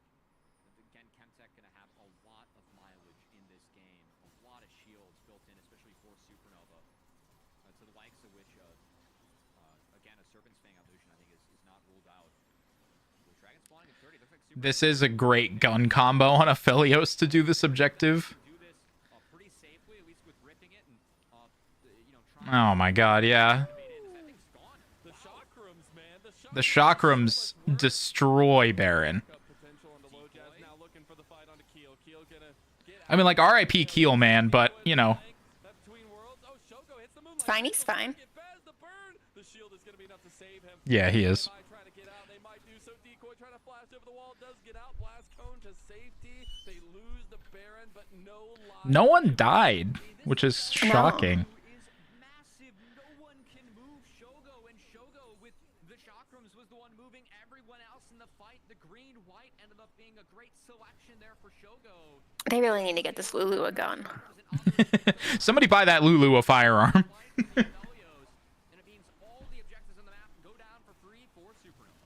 I talked about the Promised Son 5 mini showing up yesterday. This is the Promised Son in Shogo. It is her. It is her right as an American. And it is a absolute pleasure to get to cast him, to get to cover him in his entrance. Into Buy that Lulu a gun. making it known that he is the carry potential here as Syla. This is both mid or solo laters from Supernova getting caught out on the side. He's gonna try to flash away, but you got everybody coming down here for Yeah, him. this is a teleport. They're making a play off this. That good. Now this Rumble TP, I will say Stray is a little bit Oh my god. Oh, be a ton of value here. Okay. They got focus on the slow. They might look for an angle here as they go into the wall. Stray is just going straight up. Ooh. Shutdown goes the way of Baz. AMI taking advantage of it. Ooh. As much as they can. They have between worlds. If they're going to go for Rhino here. Good Oh, Rhino combo. might just die. Really good. Ixal's impacts for 5 mini. Onto 5 mini. Impale into 2. And boom! Oh my god. Down going the way of Supernova. Shogo still untouched. And he is menacing. Just walking at him here with the flash. The play. The one shot. Oh my god. Oh. Oh. Go ahead and give him some black sunglasses because he don't look at explosions. He's too damn cool. This Aphelios is massive off the back of the Lulu 2 as 5 mini is going to look to at least catch the wave, go fish. He's got that Q3. Oh, wasn't quite able to prep it off, but they're fixing the waves and this Baron push despite both solo laners falling. It's still Well, that got a little fucked up, but between worlds coming back up soon. I know Shogo's doing some work, but if gotta you're be able to long careful. case the same eye, it's good. Yeah, 5 mini. He's got an angle here. Fate sealed right back up. He's getting chunked. He's trying to take down Shogo. Nice. Shogo is unstoppable. A double kill for the man himself. It's Supernova. They can do no wrong. Oh, we wanted the long yeah, they should be fine now. between worlds. The calling yeah, they should be fine. Unfortunately, the Yone goes in early. 5 mini goes down to the hands of Shogo, who continues to shred people, shred objectives, and shred the game. I'm starting to feel the Supernova energy here, and now we get a mid lane push onto Low Jazz too. They get the shockwave on a Pocus, and he's gone Rip. straight. He's making it felt that he's got a flamethrower and he knows how to use it. Yeah, game got a little bit sloppy and away from AMI here, sadly, as a squishy team. They're getting split off and taken down, and Supernova just benefiting off of it with now Shogo. That's a hurricane coming in for the Aphelios, so those guns going to be doing AoE interactions now, and we're going to go way back here as Syla goes down free again. Syla burning the flash here was a little bit oriented when you still have Yeah. stuff, so a bit of an oopsie there. TP in from Stray, it was a little bit deep, and I mean again, AMI like Not his best game. Asila. almost a winning angle. Yeah. Yeah, he's been putting himself in some rough spots. Like, it's all working out. But it's still fine with the team. It's just I'm so used to seeing him, I think, position really well and play so safe. That's Look at this auto, by the way. it's weird seeing it be him. Yeah. Everyone. Usually he's just fine. Baz loses like 3/4 of his health from one Gravitum auto combo, and it's actually insane. Yeah, it's quite a bit. As again, the Aphelios, everyone has to jump in, interact with his guns, and Shogo just continues to hold strong. And the poke. Jesus Christ, man. It is just unfair. But the reason why we put so much praise on this is because when you draft it, like, you have a very clear strategy of what you're trying to do, and Shogo is able to represent on that. And even here, I mean, this is just a representation of they are just too far ahead. It is, but again, I think AMI actually has a winning angle here. They just have to play this one slow. Wait for between worlds. Wait for. I mean, if they have a winning angle here, Ole Miss is gonna have to fuck up pretty significantly. Oh yeah. Get through the next round of shields from Lulu. You can maybe see if you can wait out those cooldowns at all, because a couple of these plays were just one or two go in. You don't wait. Like you're banking on them making a mistake and being able to capitalize on it on a pretty big way. Yeah. Were the ones that came out on top of all these plays attempted by AMI. Yeah, this is just a supernova montage reel here in this last little We bit. just missed like 3 minutes of game time. I don't know what just happened. That was a forever fight. Forever fight. As we go back on, we are getting almost 4th item there for Baz. We have hit the 3rd item for Ole Miss is looking a lot better this game, though. with, over 6,000 Oh, yeah. gold lead for Supernova and a composition that just suits so well together. It feels so difficult to crack open. We have Just good to see they're all. I mean, they're strong players. It just Yes. hasn't seemed to have been coming together for them in so many of the games that I happen to tune into. Yeah, they were just struggling in the team setting, I think. Dragons with the draft that Supernova has. That's a lot of strength being Which happens. to these heals. But I think this is a lot more cohesive play. Like, and a lot of the engages from Keel have just been so much better.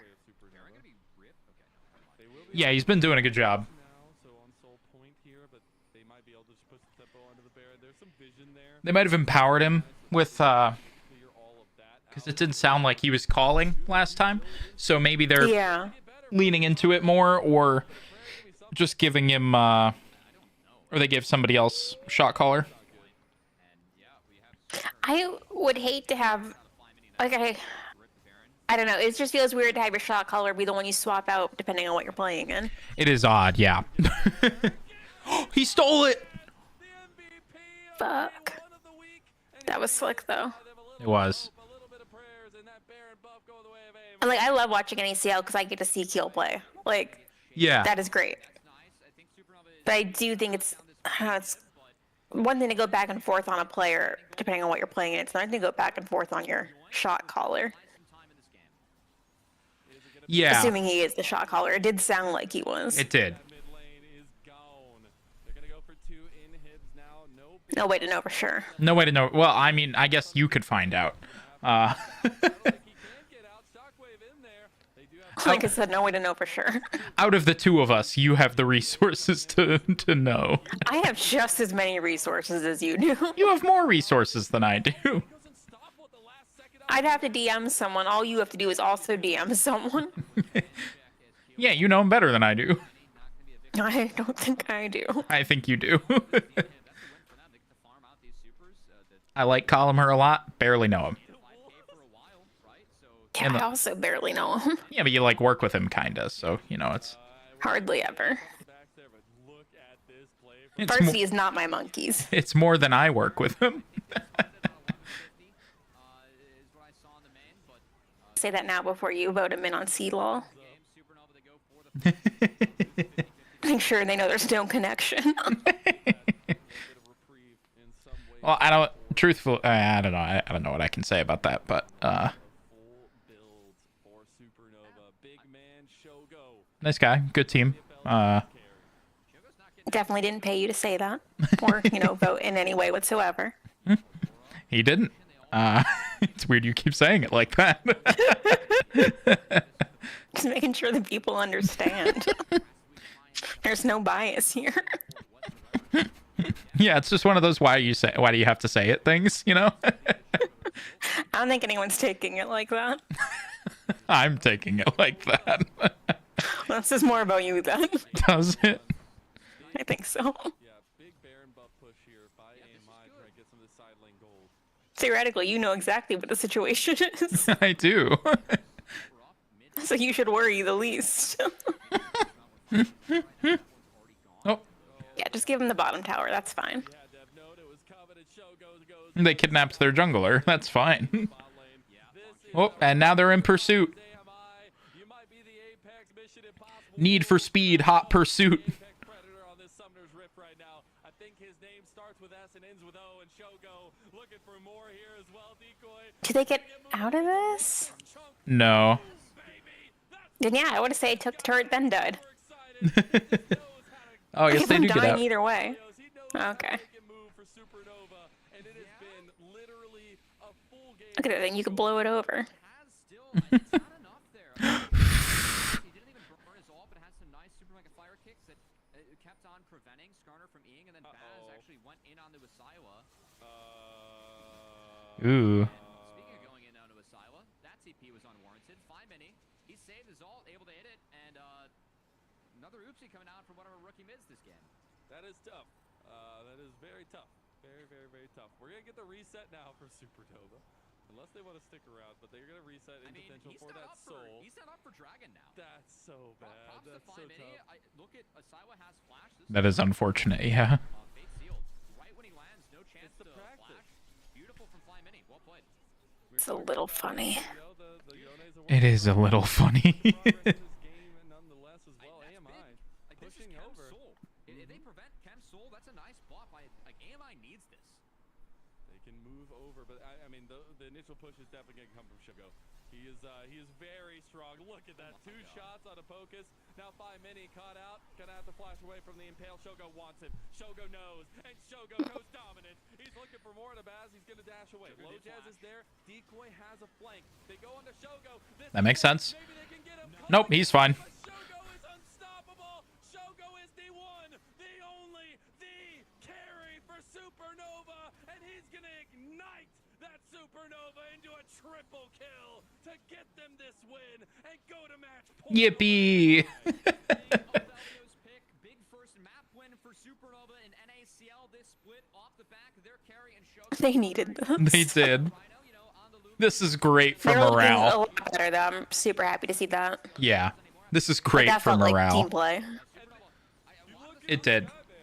Yeah, I mean, a lot of stuff Supernova talked about in terms of what they were working on after week 1. I feel like it really shined through in this game. It was a much better look for them.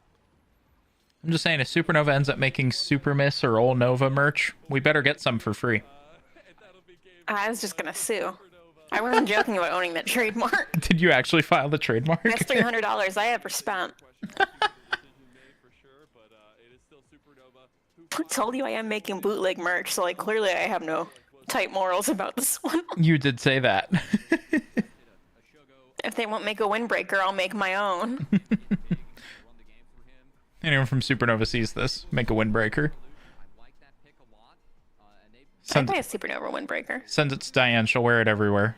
Best advertising you've Best ever advertising received. you'll ever get. You know? Yeah, exactly. And I actually right now I look damn good in supernova merch. The space theme suits me. It's just a good fit.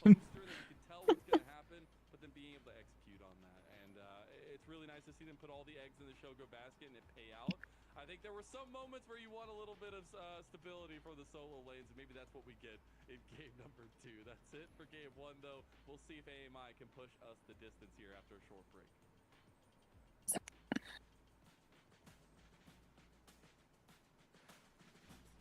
That was a good game, though.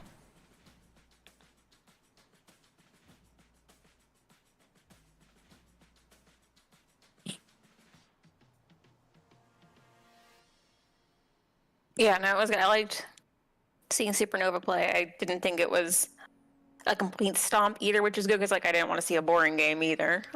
Yes. And probably out $5, but it feels real good to be out $5 today. Like, yippee.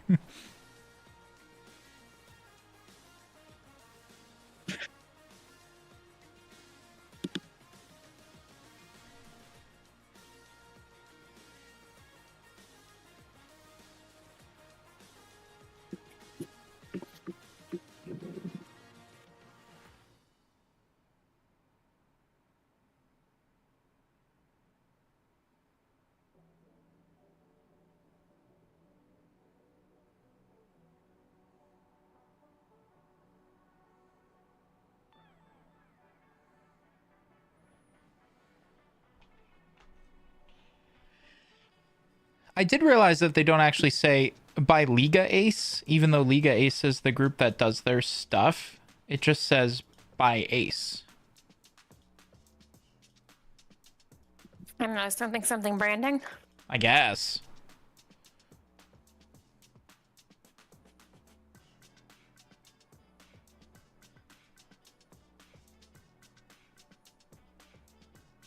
That's probably what they'd say too, but I think it's silly. Not that they asked me, right? But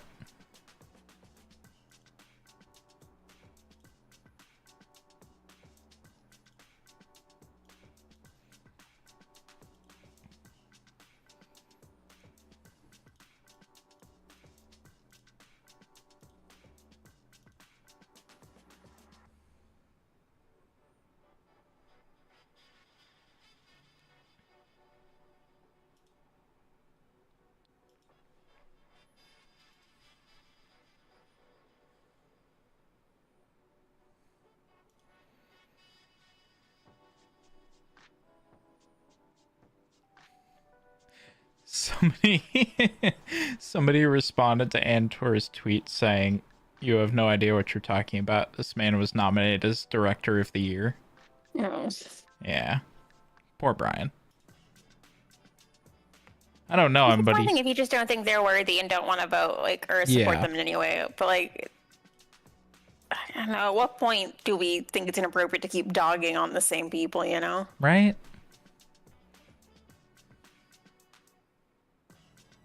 Like, don't get me wrong. Like, I'm a big believer in like calling things out, but just calling things out and dogpiling, they're two Yeah. different things.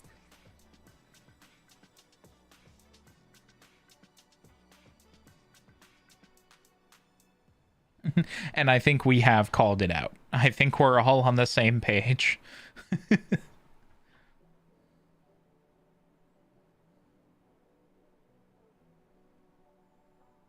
Supernova not sell merch anymore? No, I think they've done like a limited drop or two since Oh, that is the more owners have changed. that is the more profitable way to do merchandise these days. Yeah. They've always had such good merch though. I do wish I could just buy it consistently. Yeah.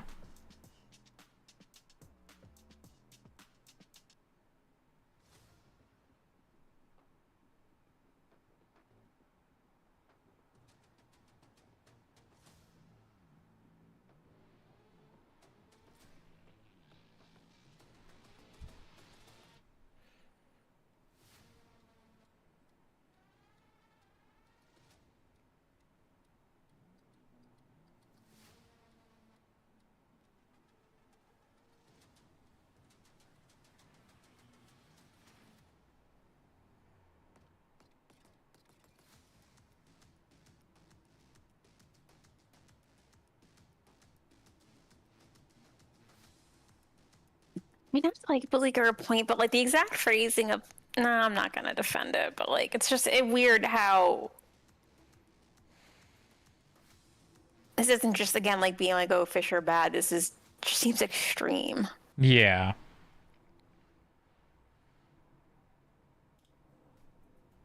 Welcome back, everyone, to NACL 2025.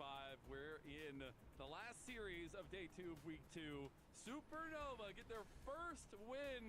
Woo, Supernova! Into their own Supernova now, and over Apex Mission Impossible, a team of rookies who gave them a run for their money here. They made sure that Shogo was the carry here, Cubby. Yeah, I mean, it was a big game for Shogo looking back as a couple of I saw a but for me, Supernova being able to support Shogo was the big Oh, difference. I completely lost my train of thought. Never mind. Love it. If I remember, I'll let you know. Well said, Pat. Well said. Thank you, thank you. Too big to beat later on in the game. And by the way, that was a Lulu. The reason why you see all this focus on Lulu is that was a 4-0 Lulu to start it off. That was a 4-0 Lulu. Ended up getting headhunted there, taken down for his setup, but then the entire game just centered around big picks and utilizing this Shogo Aphelios to just put pressure constantly onto the map. This was really the last time that AMI felt like they had a winning angle. Was when Kilo overextended. They were able to get Rhino 2. Some good angles coming out from Decoy and Slime and Mini, but All right, I wonder what the plan is here in game 2. It was indeed. And I think there were some missteps for sure from AMI in a couple positions, but I still love that they were constantly looking for plays across the map, because I think it's easy in these kinds of setups when you see what Shogo is doing to kind of shut down, but they were constantly looking for it, and that's kind of scrappiness that AMI has shown us over this last week and this last day after their win over Winthrop. Maybe they'll put a Sela on Syndra or something. That big, and you have Vi.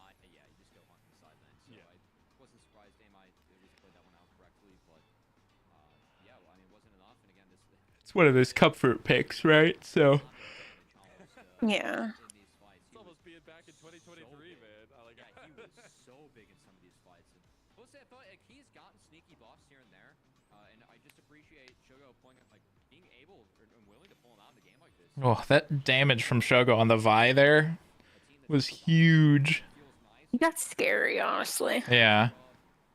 Combo just didn't have enough damage to get through the Lulu empowered Aphelios who the polymorph also gets We gotta love a Lulu empowered Aphelios. a couple moments in this game too, so just yeah, really well played by Supernova. It's just lethal when you give a guy with the aggressive mindset like Shogo just a bunch of weapons that do a bunch of utility but also do a bunch of damage, right? Like you're giving this guy who has a really good way to think about the game also the tools to do so. So it's like having him as a master assassin.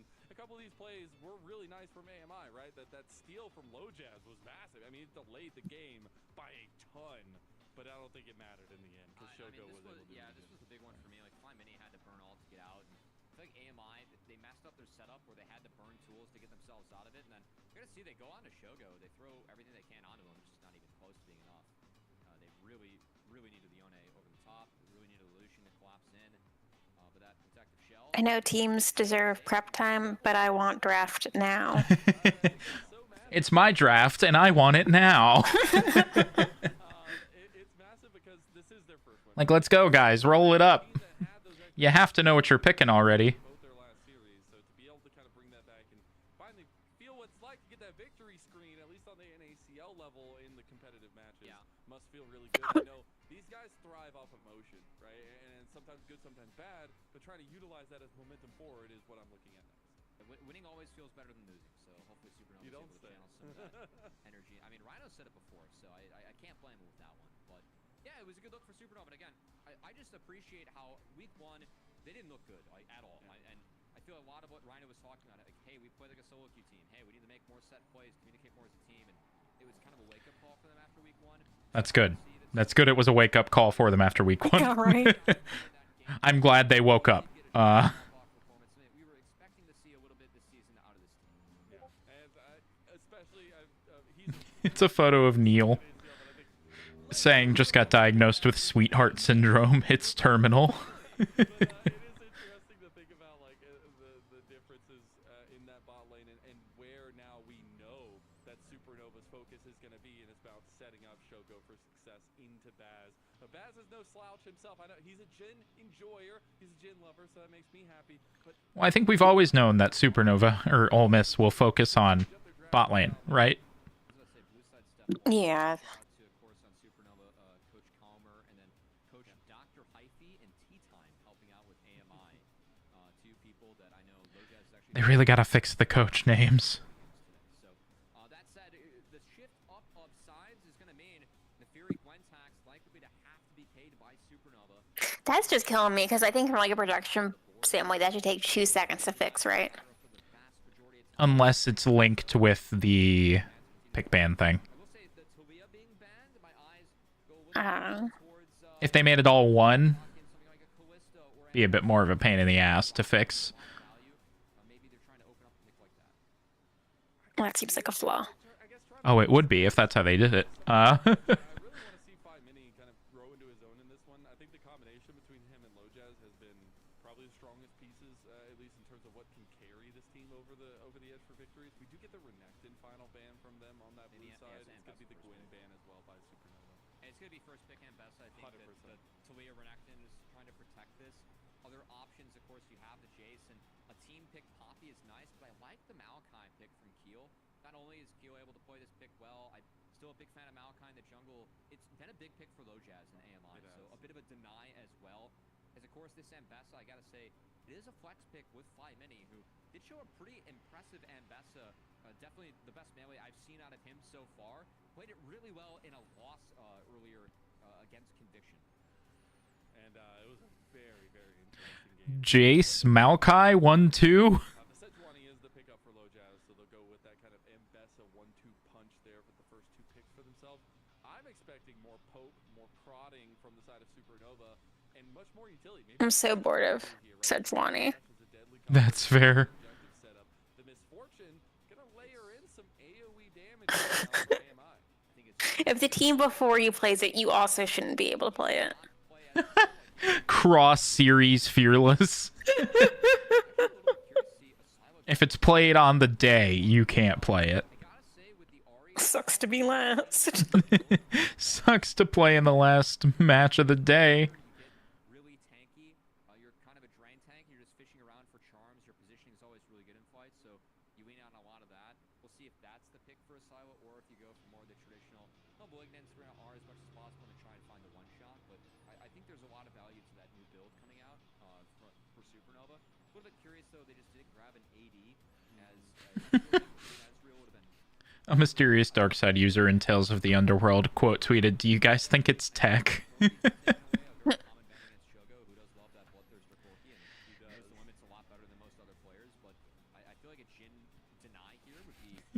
He likes the bloodthirst Corki. Meanwhile, Shogo begging to not be put back onto Corki. I'm a Jhin lover too, and Jhin can carry, but the percentage chances, I don't know if they're in his favor, alright? So we're gonna look at the second. Now, see, if this was the format where you couldn't play it, if it's been played today, he'd be all set.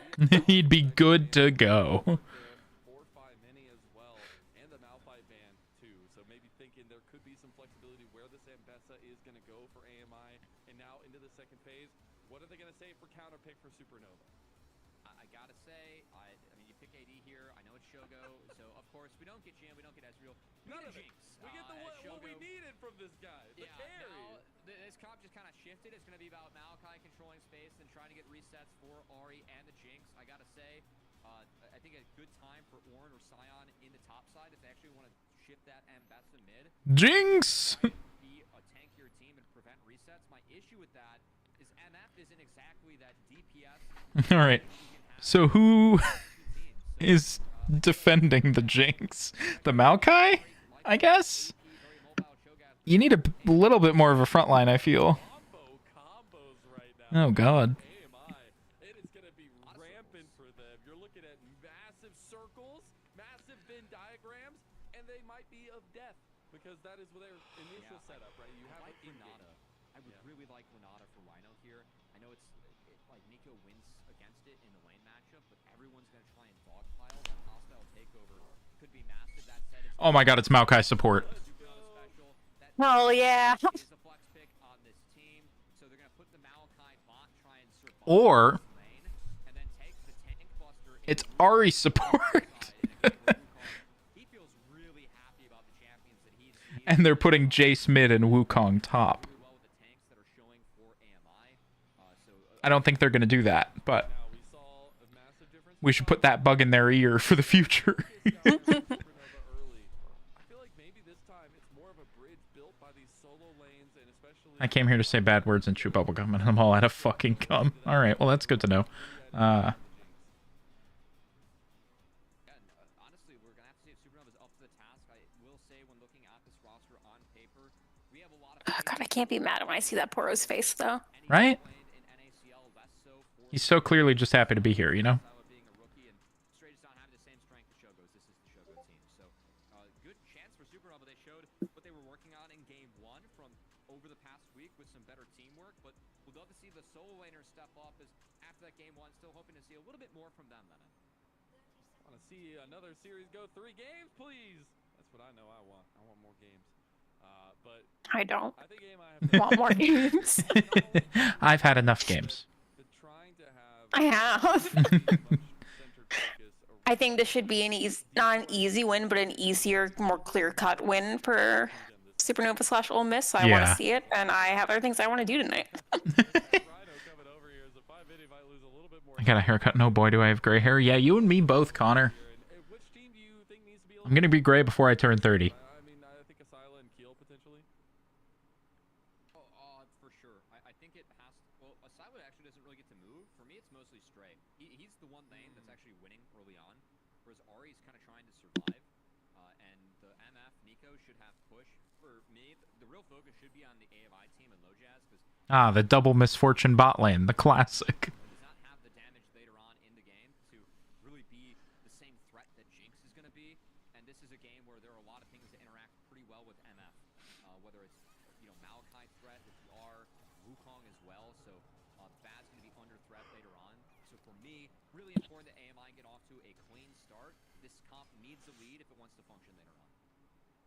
See if they can get that for themselves. Backs up against the wall with this series. Again, this is the only time we'll see this matchup in the regular season between these two I won't, teams. but that's because I turned 30 this year. Oh god, I need to go buy a Ferrari. Can you afford a Ferrari? You also spelled Ferrari wrong. What a massive come up it would be after they were so close in that week 1 setup they had. But we are fully centered on now where these junglers are going. We see an aggressive invade by Low Jazz right now. Yeah, this is really cute from Low Jazz. So he It's really cute. Gromp, and now he's going to take away the Raptors. We're going to see if he actually comes back and joins. I love this from Low Jazz. Like, he just got a camp away for free, and I think a lot of times, Sejuani has a nice clear into Wukong, and you can skirmish with the Wukong very early on. You feel really nice level 2 as Sejuani, so just yoinking that camp away, and now they get the scout Keel. That's really good stuff from Low Jazz against a very experienced and respected jungler in the league. I really like to see that from him. And I'm interested now. He actually bypasses Wolves to go on the bot side. So I don't want to hear it. That's fair. doing the same camps, right? Like try to keep I do like that Cho skin. come out because now Supernova knows because they had that ward. Realizing Yeah, it's cute. It is. And it looks good. It does. Like all the animations. What comes next? Bot lane focus potentially for AMI with this path coming through from Low Jazz. Top lane focus there for Keel. I like that as they cut away from that view, Asila got hit by a Q. Just bounced up in the air. If I wanted to hear it, I would have called my mother. You know what? That's fair. But now you don't have to. You're welcome. Expect a scouting ward on the Gromp. Whereas Low Jazz is going to take that crab where he has priority and yoinks camp before again. I know it's a small thing. Just want to give Low Jazz credit. That's good jungling right there. Just, take what you can get. And I mean, that's why we're here. We're here to see the next stars, the next level up from a lot of these players. And when you have a team full of rookies, there's always moments to prove yourselves. And little moments like that, garner a little bit of attention because I think it's worth it. We are getting the TPs right back in the mid lane, at least from Asila. The Dragon coming up here shortly really hasn't been the focus for either team. We've seen pretty late Dragons today across the board for both series, actually. I gotta say, if Low Jazz takes those respawn Raptors, he has my vote. There's gonna be a time where he can get it against Keel. So again, I feel like that's where I do love that every Ari player has been using the really expensive skin. respawn camps are. It still is a better setup for Low Jazz across the map. I've spent Maybe have it, use them. Yeah. Oh, I guess they all have them. Yeah, they have all of them. I didn't think that one would be included for some reason. No, it is. I don't Tournament know rule. why I thought that there was absolutely no reason to, but I did. Yeah, Shogo not pulling Yeah, TR, they get them all. spells either. We got heal at least I think except the illegal ones. flash down. Keel has made his roam. Gonna get the flash preemptively out of focus. I think that's really good awareness from AMI's bot lane. I would have made my AD carry name swap to Pocus if my name was... Or, Hocus if my name was Pocus. I do like that from Poke. What? Little heads then your You're just bot... precious. Then your bot lane is Hocus Pocus. Hocus Pocus, no, that's fucking Yeah. good, yeah.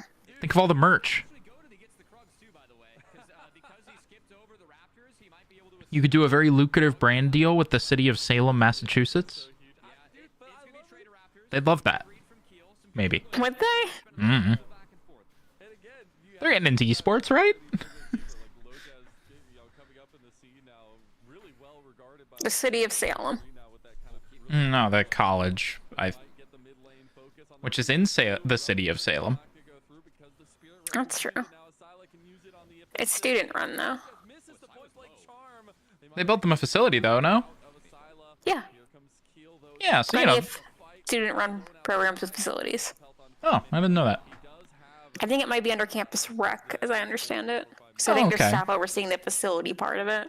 Okay, that makes sense. I'm a little bit surprised it was because Rhino and Shogo were missing. Because for me, they win that 2v2 hard, and because Shogo and Rhino walked up, that means that Grubs actually go over to Supernova. So really good map play from Supernova. I think Grubs! win that mid lane 2v2 if they take that. But because Shogo and Rhino walked when they did, more resources go over to Supernova. Good rotations from this team. We will finally get an early dragon, by the way, Cubby. It's like still, Christmas. It's like Christmas.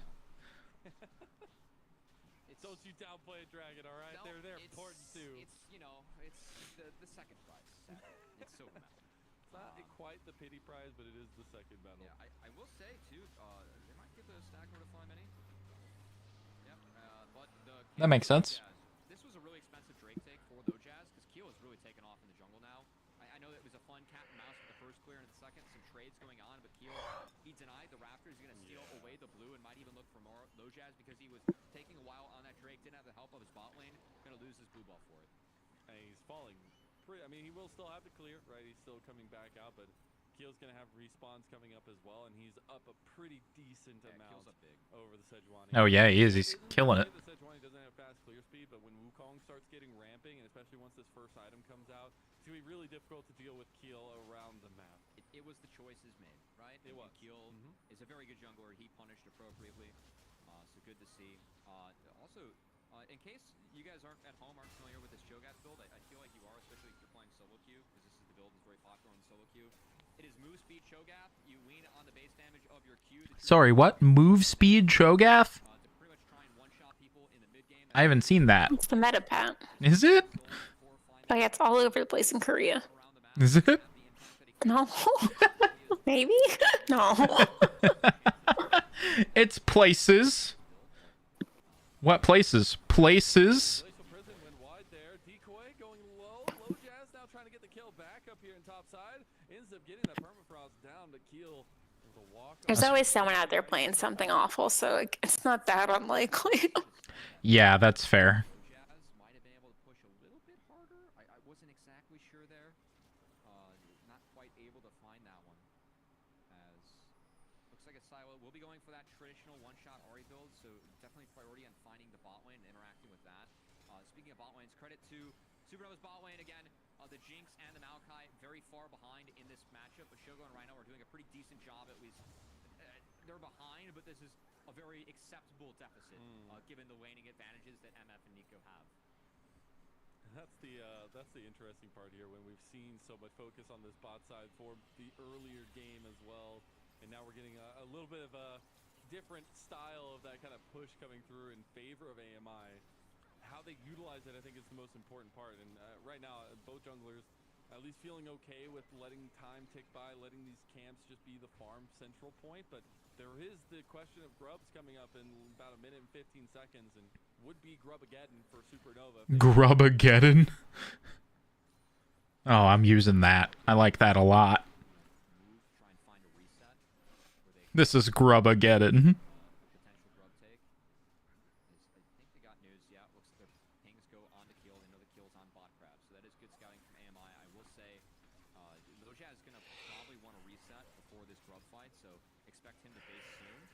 The bot lane hover here, quite interesting. They could look for a play on Rhino and Shogo and go from there, but they are basing, and we'll see if they sprint their way towards mid. Rotations have a good. Grubapocalypse.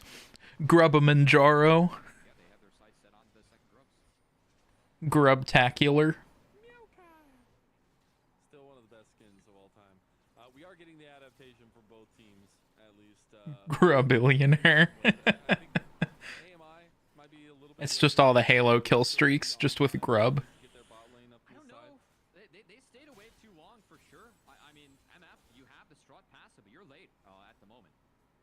See if this push in mid lane actually. I don't know which one of you had more recently, Connor. Will be pushing here. He Fine is Mini's front gonna and center. fix. They have one wave to play hard and get a Silas TP out, but Keel, ideally, he's gonna. Neither? Oh, well, I don't know. Whichever you're feeling, I guess, then. MF take it. So this means that control will now be in favor of AMI. I feel like Keel was late to the play. Is now Keel's gonna get comboed. Half health down. Flail coming through. Good flash. Blossom, and you got damage down. Oh. First blood goes the way of 5 Mini. He chopped him and is feasting away. Rhino gets very, very. Connor wants you to pick for him between Wendy's and McDonald's. Make something. Oh, Wendy's. Those grubs going Diane has chosen. I feel like 5 Mini, he Try and hit another Q. That thing's on a really low cooldown early on. I think it's a base of like 6 seconds. Also another reason that we're seeing this Cho'Gath being played. I feel like that was a little bit of maybe a missed opportunity to find Rhino too, and it's going to allow AMI. Oh, they're going. Thank you. Oh. Oh, Sila. Connor says, thank you, Diane. I'm glad someone here can make a decision.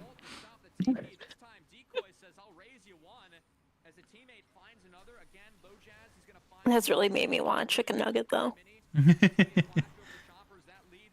That's fair, honestly. This is where I feel like Fly Mini might have been able to tank the turret. 1 Mississippi, 2 Mississippi, 3 Mississippi, 4. Yeah, maybe just didn't want to walk up far enough to at least be able to threaten Rhino. But still, we talked early on. All right, well, not a grub-pocalypse, but they did get 5 out of 6. We got first out of completion, baby. 5 Mini. Also going to come through with his. We got the Malignants on the other side. Supernova making a play on top side now, though. They did get 5 grubs as well, so their siege potential is pretty huge. And Decoy, he's getting cycloned, and that's a win. Yeah, they got him. Right there. Comes up with And everyone's alive for now. He's on the wrong side of this fight. Maybe he's got enough damage, but gets the flash out of Stray. Now Rhino going to join that flash as well. Low Jazz about to get the Yeah, they all live too. set up this permafrost and not able to get the damage from Baz, but they still Shame. I mean, good for them, but oof. I wanted to see them die. Why? I don't know, blood. Blood for the blood god.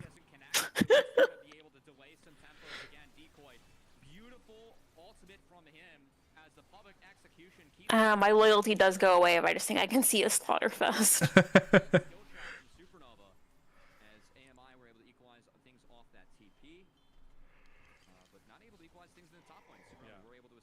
That's 3 flashes down at the same time. Stray, Keel, and Rhino all gone.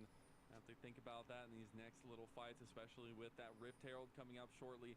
Dragon already up on the map. We're getting redeploys now from AMI, who have this slow but steady lead for themselves as we take a look back at that top lane. Decoy, of course, he did go for the electrocute Ambessa, so a little bit less tankiness without the green tree. And here, yeah, gets the shield off with a lockdown from Rhino and Keel, bringing a little bit too true. As though Jazz, he had no flash available at the start of this play. We just weren't able to quite find enough. My mother got my father a coffee maker for their anniversary that is so high-tech it could run the house. What's so high-tech about it? Keel's in trouble right now. No, Keel's fine. Use bullet time on top of him. He is tanky enough to get out. That's a 4-man Nature's Grasp, by the way. That was a huge Nature's Grasp. No TBH fair. Jungle privilege himself back up a bit. Does have that cyclone coming back, but tough to take that dragon away from a Sejuani Smite plus a Cho'Gath Feast. They're going to try and give this one over to 5 Mini. Yeah, this is tough. I mean, he just absolutely chomps that one down. Let's see if Supernova want to make a play on the backside of it. The Sapling's going to chase down Baz. Nothing else there. I saw the text and didn't respond. Oh, well, when you do, let me know. I'm interested. So outplay potential is definitely there, and the rest of AMI are collapsing over this top side. Stray for sure deserves some props. Did say that the one winning lane for Supernova into this game. Run, Stray! He's probably fine, right? Gonna be trying to make his way out of here. Focus though. I feel like you could see that one coming like a train down the tracks, and unfortunately he's just unaware. So I decided to go against Diane so I could try the Minecraft sauce. They have Minecraft sauce? AMI got that briefcase, that's all I'm saying. I'm really trying to appeal to Good try on that rocket. need to get a new audience here as all the old heads are still playing League. Anyway, it looks like 5 Mini about to clean up that bot outer turret, so win on the top side, of course, Stray does fall. Going to be a win on the bot side afterwards for the Cho'Gath, hopefully, is that bot outer turret quite low. I want to check in, though. All right, like Supernova, our big goal is getting Shogo to a point where he gets to do Jinx things. And we're not even close to that, obviously, but they've cast enough of a Did you see that come up and just screenshot it immediately? That is a good one. And there's a lot going on. So many like miles out of that. And there's a lot going on in that too. Yeah. Like, I'm here. You got the Poro King. You have Pate hanging from my fucking mic. The Pikachu. The Poro behind me. BD in the case. There's so much personality in there. Yes.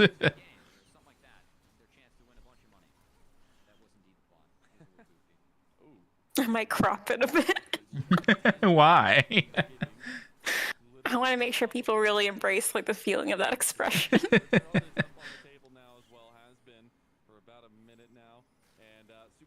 Did I do that to the Minecraft sauce? I'm apparently quite distraught about the Minecraft sauce.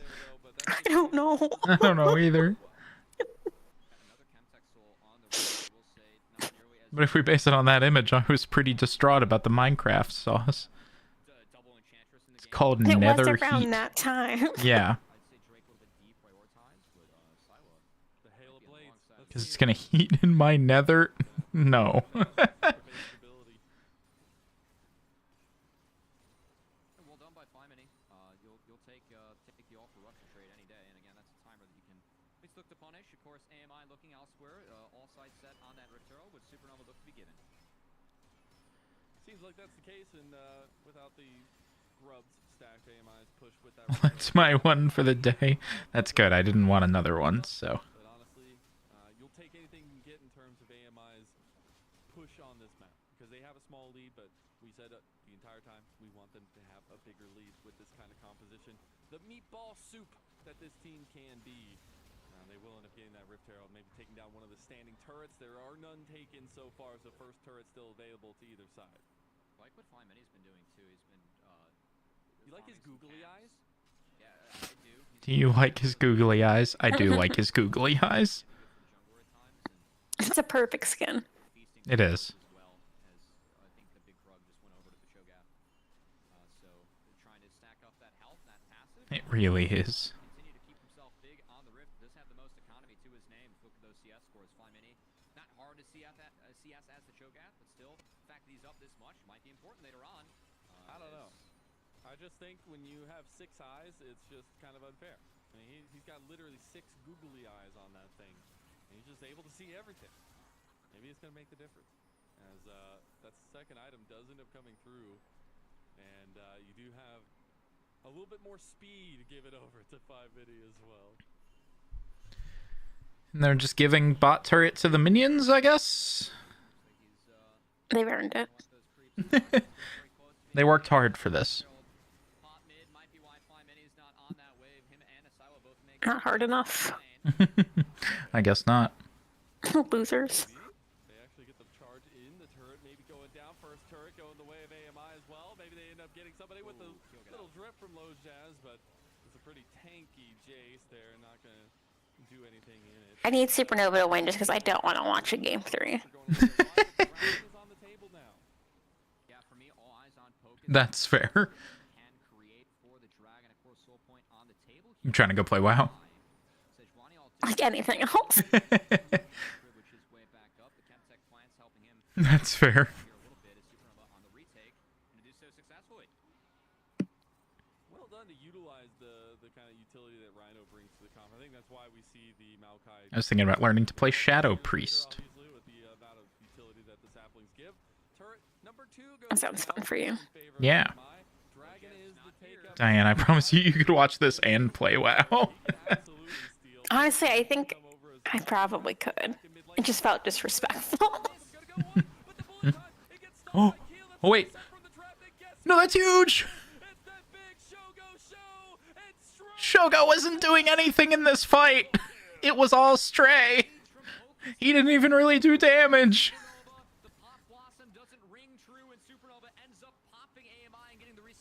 To be fair, when Stray's good, Stray's really fucking good. I think Yeah. they're wildly underhyped. I think it's because, like, I mean, Shogo's obviously great. Shogo's a great player, but it's a big name, and I don't think you tend Yeah. to look at the other ones as much. You do not.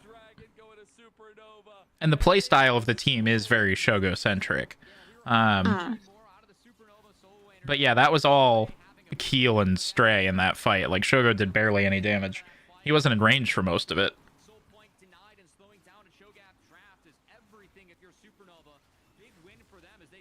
control this game. Massive, almost 1,000 gold lead swing now over there. And they're going to be getting to their second items here rather quickly. So now we take a look back at that fight, and really just well spaced by Supernova. Oh, great W from Rhino. Got under the public execution, then the Pop Blossom. Everyone flashes away from it. Played well as 5 there for Supernova. Not so much from AMI, a team that I was getting praised for decent setups. Low Jazz, Many were very split. And I think the look from Decoy and Focus was a little bit too fast for what Low Jazz and Many could respond to. As Low Jazz at the end kind of... Yeah, he really was not doing damage to the Sedge there. Maybe Stray goes down, but not... It's a tanky one. It feels bad because the setup, that wombo combo we talked about from it feels so juicy. It feels so good. Like you just want to hit it. But you have to remember that when you get your setup like that, It just feels so good and juicy, you just want to hit it. I don't know which of the casters said that, but... No, that's gold. I get it. Yeah, right? Me in the shower. And the Iron Wolf will nail once again, and this time to Keel, and we get the Atacon taken. This will be the GAs as well. I gotta say, I really don't like the electrocuted Ambassador. I've seen it a lot. I just think that having the green tree is too valuable. You need the kids. Oh. Shogo, speaking of too valuable, Many able to pick up Well, that's burn the feast, but that's gonna prevent an Otacon unfortunate. Was that a seal again? No, it was Shogo. double 15. Oh. Yeah, he actually did use the feast on that one, so he I got didn't look away for 2 seconds. I just assumed it was seal, so my bad there. Sorry, Asila, if you see this. just got utilized there as well. But Keel is now Diana's no biases towards any Ole Miss player more than another. on the flank here. Look at Phi Mini now. They're all nothing to me. Gonna try to use it this time though. Gets the flag. Diane cares not at all for any of you. That's not what I said. But it's equal, so...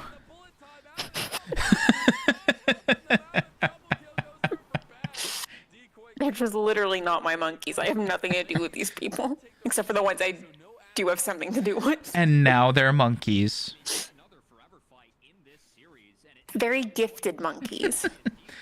he went down first. He came all the way back with a TP. Like the classic, if you give an infinite number of monkeys an infinite number of typewriters, eventually they'll write Shakespeare. Electrocute Ambassador doesn't have access to the extra durability of the green tree. A lot of monkeys and typewriters. Well, it does have to be a theoretically infinite number. From Phi Mini as the Jinx This is the just kidding star. economy that we've talked about with Phi Mini stacking up really enabled him to tank up a lot, buy a lot of time, get the team back involved for the play. That's really the only good Nico engage this game. Yeah. And it really wasn't an engage, it just killed Shogo. Into that I play don't as like well. this from Asila. Asila's way too far off and playing into Baz, into Phi Mini. It enables the rotation to come through. Keel's gonna die for the sins of his team. Not worth it as getting back. Whoa. That's a huge Maokai ult. Good for AMI. Shogo's getting real excited. You don't like Shogo's excited! Phi Mini going down to a Stray's getting the kills, though. more gold, and it's a Nice. Hey, Dead's dead. Yeah. AMI. Low Jazz is down. And Supernova. Not low jazz. Another triple kill from Stray. I mean, Decoy's top with no TP, and you're looking at an inner turret. I don't know exactly how that one started, but AMI is way too far up there. And again, it's these forever fights, right? It's just whoever has CDs up, just press them and use them. The other team's way too far up to, have any right to be there on the rift. Supernova did it first, AMI did it next, and Supernova, again, back in control. Oh man, that is absolutely insane. And I mean, this is gonna be a gold graph of all time as Decoy trying to get the solo. Nice. Down to Stray with a thumbs up and the third item completed. Lo-fi hip-hop beats to get excited to. Finally the case. Lo-fi hip-hop beats to fight people with my big hammer, Falling apart. too. Again, it was like they lost the play, then Supernova presented them with opportunity. Supernova lost that play, then AMI, they took that win and overextended, presented Supernova with yet another opportunity. And while that's been going on, the Otacon's been standing tall. And now might actually be focused down by Supernova. Love to see this pickup from Stray. Obviously well known in the southern scene, but now coming into Old Miss and now coming into Supernova. And a real big redemption game from that game number 1 where he had some really big saves. Lo-fi hip-hop beats to commit environmental terrorism, too. Nature's Grasp is coming out, rooted, and now Lojas just died. Nice. I think he just turned to Baron. And Stray will go legendary into the Baron take for Supernova. Yeah, what are they gonna do? Stop you? Right. Exactly. Precisely. It was a lot of fight that we saw out of them yesterday to find the upset win, but against Supernova today, it feels like they're kind of going down with a whimper. A little bit there, maybe. Rhino? Oh no, he's fine. He's fine. They say Oh. Well. talk about that. For you, Sadako. Yeah, absolutely. That's exactly what they were planning there. This will be third dragon for AMI, so they've got something going for them, Cubby. But a 5,000 gold lead now for Supernova. Yeah, the Oh, Jace is huge, though. It is finally the Supernova that we feel like Shogo just got third item, too, so that's huge. Third That's item the is thing, though. here. Jace just terrifying. Like if Shogo can get up, he's gonna do a fuck ton of damage. They just got so much damage on the board. Yeah. And now that Shogo's at the big power spike of 3 items, I think it'll be only more downhill from here. that's what they set up for, though. Like literally today, the day of Shogo. But AMI is playing right into it too. I mean, They are. They're making it way too easy on Supernova to pull that off. But that's 2 comps in a row where they give Shogo those tickets. They give him that focus. He's 0-1 and 9, but he is the end-all be-all for this Supernova. Honestly, every bone in my body told me to put my $5 on fucking Ole Miss, and I couldn't based on principle. But I'm so happy to lose it for this. Yeah. Like, this is how the streak had to end. This is how the streak had to end. And I'm happy about it, you know? Play out of range where it's kind of tough to be under threat of Cho'Gath as the roots come out. Low Jazz. Okay, they get another turn. Okay. Getting lower, gets Cyclone. Shogo's excited. AMI disconnected. Supernova, they're on the verge of a 2-0. They hadn't won a single game coming into this series, but they've woken up. They've taken form. Oh my god. That sky, that star has collapsed, and in its place, a supernova Bro. blooms. They'll find Yippee! Thank God, though. Like, 25. Diane, that's your fault. what? Fight to be maybe a middle Supernova looks good. of a new and improved Supernova. It took them 1 week to warm up. Man, It had to happen eventually. It did have to happen eventually. it's a much better Supernova. Hits the rift and finds the win. Colomer doesn't have to shave his head. Let's go. He doesn't. Well, he actually never said he was going to shave his head. He actually said something else. Did you see that tweet? No. Hang on, I'll send it to you. Team working for them to execute it on. And I have to give props to AMI. I mean, this is a team that took that massive upset win over Winthrop as well after Winthrop looked really good. And to give a fighting chance here to Supernova. Send it to me, please. Yeah, I will. It's from Shogo's Twitter. Game 1 showed what AMI could do to some of our top of the table half. Shogo also said he'd give up Dr. Pepper for a month. Like, they have potential. They can be I competitive. think he has like an actual addiction, so I imagine that was pretty motivating. I would imagine so. On paper in that roster, week 1 put up the performances that they did. I know they were disappointed internally as well. Just to see them bounce back and really put together a sound performance in week 2. Again, this was a team that we were really hoping, expected to be middle of the table, but one that might be able to challenge, at least be competitive in there, and maybe upwards as they try and move upwards throughout the standings. And just a much better performance, much closer to what the expectations that we had for Supernova was. So happy to see them reach that mantle and find that 2-0. Yeah, it's refreshing, like I was saying. And Serious problem, that shit's like crack. I just sent you the tweet, Diane, on Facebook. at the end of the first game, but Thanks. a team that definitely is fueled by some emotions, good or bad, in a lot of ways. So trying to utilize this in a positive form and let that kind of continuation of what works for them in the Shogo show continue to be the brightest spot.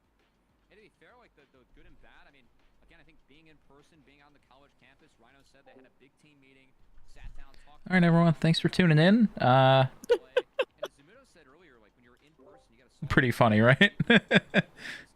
Pretty fucking good, yeah. Yeah. Seems like they solved some of those problems on the Rift as we saw a much better look today. And again, You want to wait and watch the interview, or you want to just get out of here? We're gonna take a look back at the highlights from that one as well. Up to you. I don't care. This NACL season for 3 I'm wondering who they'll interview. Oh, Shogo. They'll interview Shogo. a lot of story building for a lot of our teams, which makes it feel really good. yeah, I mean, it's been nice, like to see both AMI at least have flashes where they can compete, and then also for Supernova to bounce back. I thought the series that we started the day with, yes, it was a 2-0. That was very close. All right, guys, thanks for tuning in. That's gonna be it for me. Thanks for hanging out, and I'll catch you all tomorrow for some more NACL. Peace out.